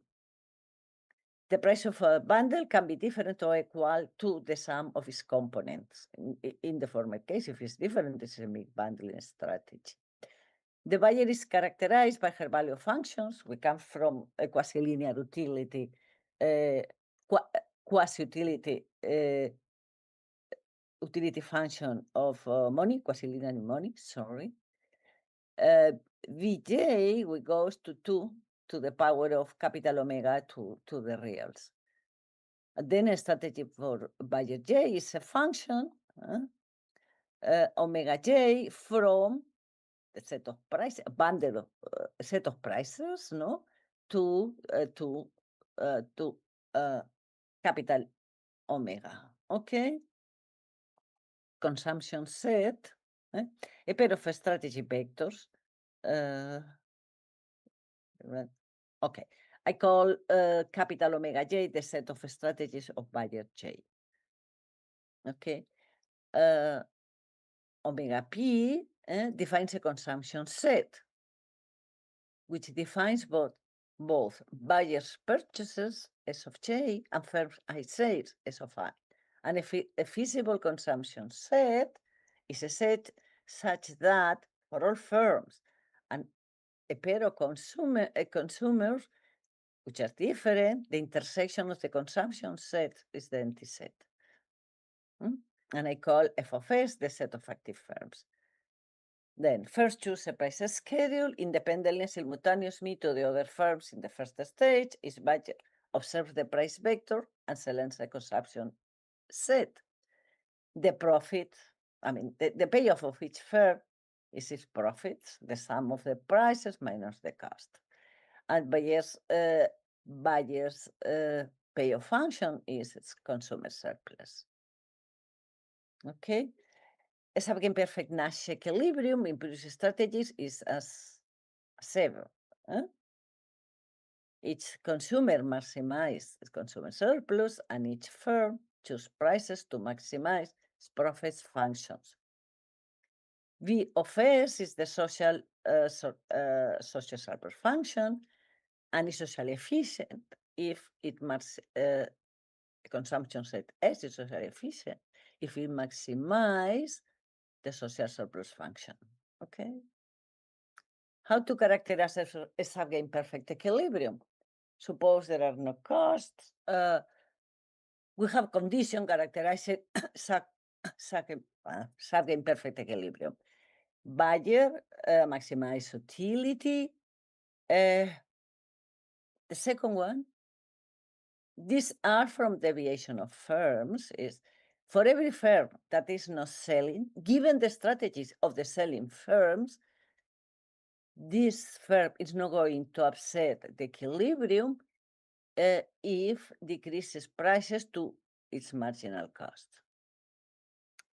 FC2 says that the price that every selling firm puts, or the profit that every selling firms get, is the maximum given the strategy of all the other firms. So there is no way that it can increase prices to get a higher profit. And incentive compatibility, no selling firm is going to get better for changing prices and changing the set of consumption of the for the sellers. So this here would be what the firm K would gain from changing the equilibrium S, the equilibrium set S and price is P, and this is what is going to lose, so there is no gain. Okay. Here, okay, we saw that subgame perfect equilibriums can be efficient or inefficient if we apply this the characteristic of the equilibrium. Then, why? Because complementarities across firms create coordination failures. Then, we define the subset SP star of efficient subgame perfect equilibrium of the posting of the price posting game is defined as the set of equilibrium outcomes satisfying buyer maximization, FC2, which is that each firm is maximizing its profit given the other strategies, and SE. This SE is that of the other two, where SE is stated in this way, but in this way I don't like it now, I don't have time. These conditions say that there is no subset of firms such that by modifying prices and generating at least the same aggregate profits for themselves, any subset of consumers will strictly prefer the new outcome to the equilibrium outcome. It's like an efficient coalition proofness condition in strategic form. No joint profitable deviation in price and allocation space. And it accommodates both substitutes and complement. And as I said, it's different from balancedness. It goes a step further of truthfulness. This strong efficiency condition induce this SP star subset induce a strong equilibrium in the posting game of Bauman. Okay. Then we have that for every game G, SP, if SP is a subgame, is SP E star, then S is socially efficient. Okay. Okay, then I don't want just to show that equilibrium exists. I want to characterize the whole set of a strong efficient or a strong equilibrium of the game. For that, I embed the game in the associated package assignment problem. For any SJ, any subset of goods, defines Z equal to 1 if buyer J choose consumption set as J and 0 otherwise, and for any SI, which is the subset of goods that firm I sells, define Y as I as equal to 1 if firm 1 sells as I and 0 otherwise. The integer programming defining the package assignment problem is the usual one. The value of the integer programming problem is maximizing of a J, maximizing these J's all the buyers, and maximizing of all the sets of consumption of goods, Vj, Z of Sj, subject to the first restriction, say only a consumption bundle is selected by buyer J. Only consumption bundle is sold by seller I. The set of both bundles is less than or equal to the set of sold bundles. Okay, but this, you know that C and Y, since it's an integer programming problem, belongs to 0 or 1. Okay. Okay, we consider the linear relaxation of the integer programming. And let the value of the linear programming, and we know that the value of the integer program is smaller than the one of the linear programming. Let the LP be the dual problem with pi of j consumer j surplus and pi I first profit. Then we have the dual, no? Minimize the sum of the consumer surplus plus the sum of first profit, okay, subject to, well, okay, the standard one. But I don't want this. I want the restricted dual of the linear relaxation. And in the restricted dual problem, what I'm going to do, one of the forms of doing it, there are many ways to do that with partition, whatever, but here, maximize the simplest thing is maximize first profits, sum over I, pi I. Okay, the profit of firm I, subject to the first two are the same as before. And here, what I say is that the sum of the profits plus the sum of consumer surplus is going to be the value of the DLP. Okay. Okay. Results. This is the third one.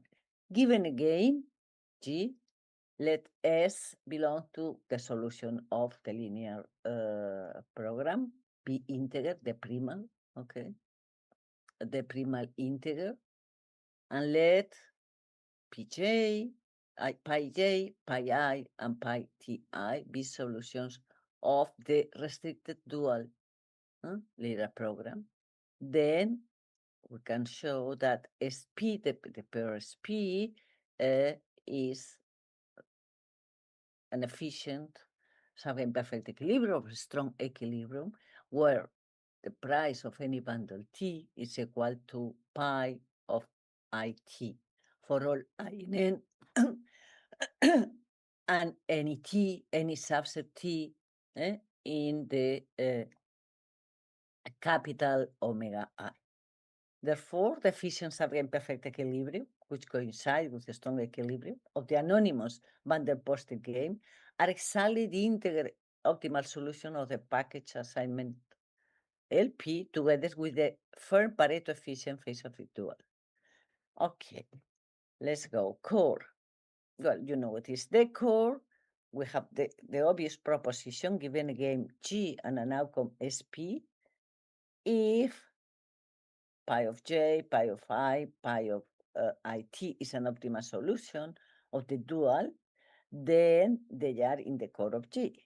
The other thing is this, a strong Nash payoff and the core of T. Here we apply the implementation protocol.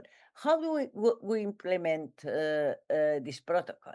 Here we are talking about firms offering bundle of price, posting these prices, then buyer just see the prices and say yes or no. If it says, just pays. So the transfer prices and buyers buy. And we have unlimited communication.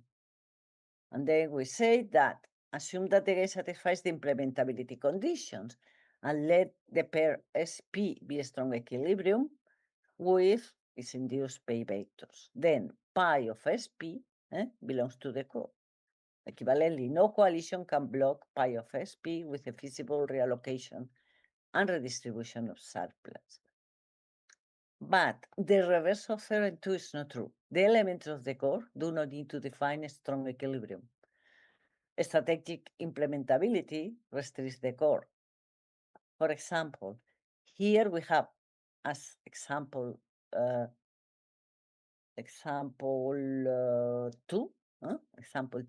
but here we have two sellers.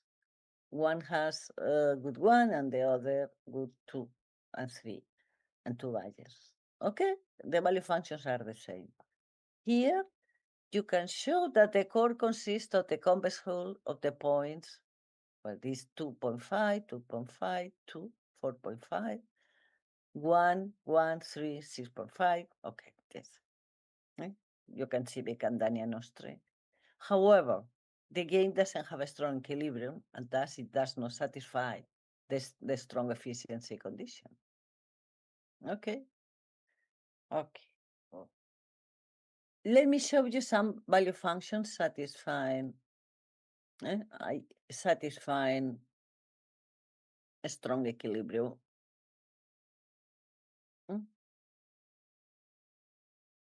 First, we have the submodular functions. When we have submodular functions, since we have many values, the question is when the aggregation of various demand functions, convolution, satisfies good susceptibility properties. We know that we have the gross substitutes, Kelson-Crawford, and the natural concave functions. By the tools of convex analysis optimization, we have all the work of Murata, Danilov, Murata and Shura, and Ostrowski and Paes-Lem of weighted matroid valuations for subadditive value functions. We have that if the value functions belongs to the subclass of natural concave functions, which are closed under the scaling operation, and let the fair cost be convex, then the set of a strong equilibrium is not empty. To this class belong the class of weighted matroid-based valuations. But here it's clear because if we have that the Bayes aggregation, the Bayes demand function, the aggregation has good properties, is also natural, it means that the aggregation of the aggregate indirect utility function is concave, and we always can have a price vector. I mean, well, in subgradient price vectors and get the equilibrium. Alternatively, we can use the Lyapunov functions because the dual maps in the Lyapunov function and minimize this function. These functions are, these examples of the functions are unit demand preferences, additive concave functions, the Bebier et al., which is a submodular function with a cardinal condition, separable concave function. They have some linearity and separability inside them. This is the kind of functions that are easy. Okay, this for subadditive functions, for a class of subadditive functions. What happens with functions with complementarities? Here, linear prices can easily produce inefficiencies because firms acting separately fail to coordinate of the joint surplus maximizing bundle. Then here, the sufficient efficiency condition is a market level integrative property. But the problem is that the LP, the linear programming constraint matrix, depends on who owns what product and how complementarities are distributed across buyers. Then, for complementarities aligned with firm boundaries, the firm can internalize them, can have misboundary. For complementarities crossing firms, a coordination problem arises. And then condition SE is designed precisely to restore efficiency, imposing joint stability of prices across firms when possible. Other times, the LP solution is not integral.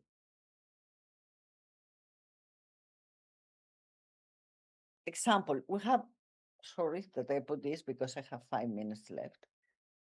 We have here this market for systems, but here this is a delta.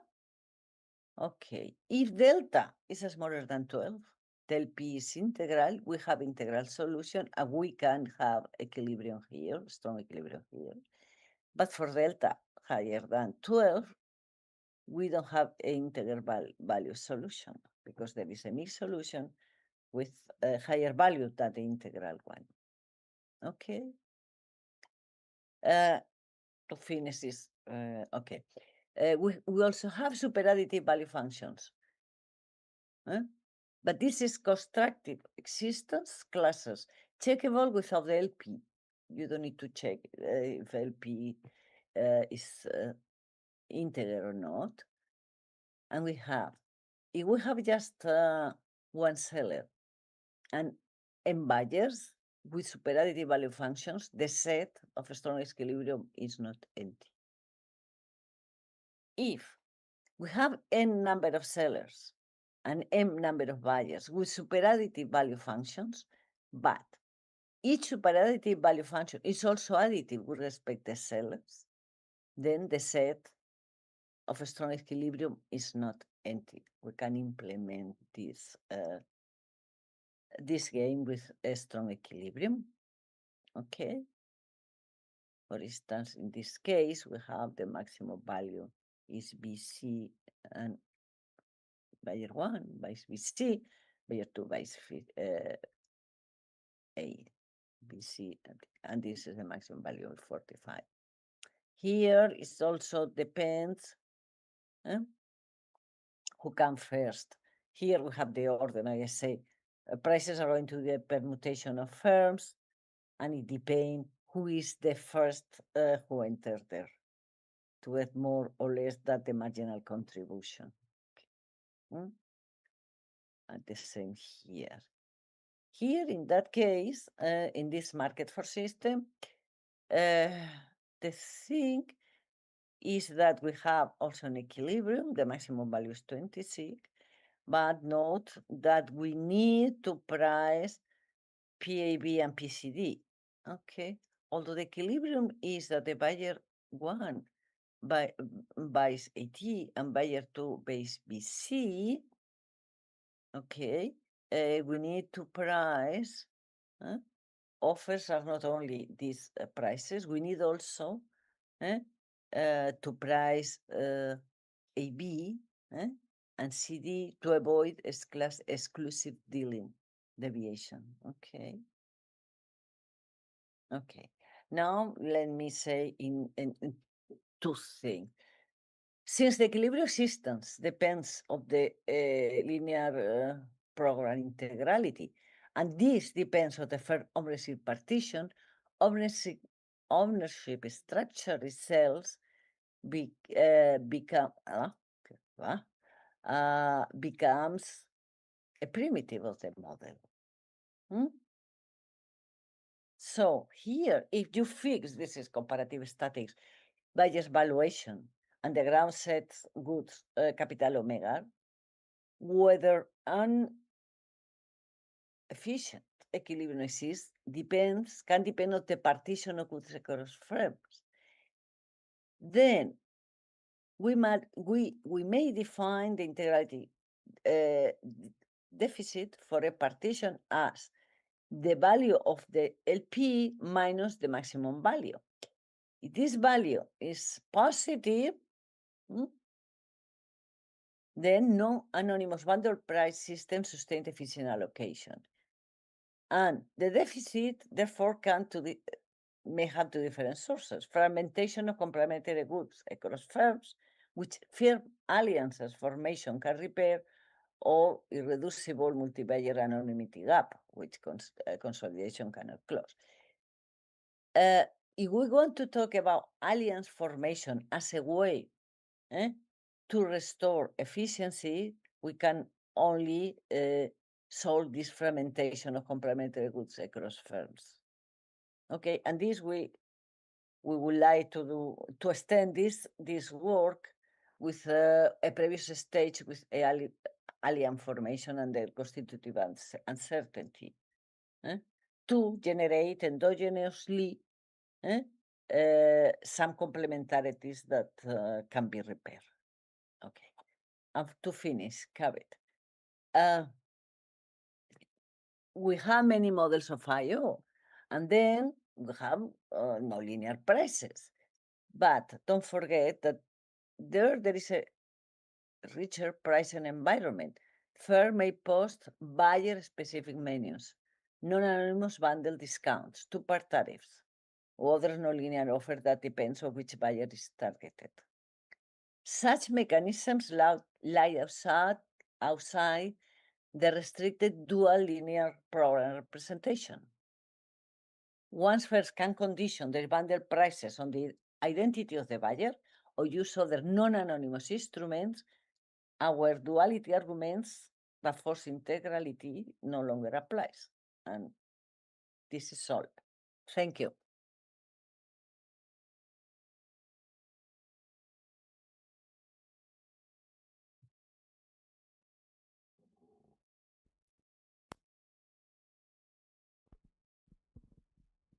Thank you, Amparo.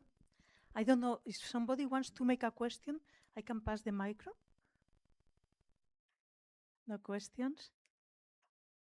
Okay, so I think we close the session here. Thank you, Amparo. If you can hear us? Thank you very much. See you. Bye-bye. Bye-bye. Thanks, everybody.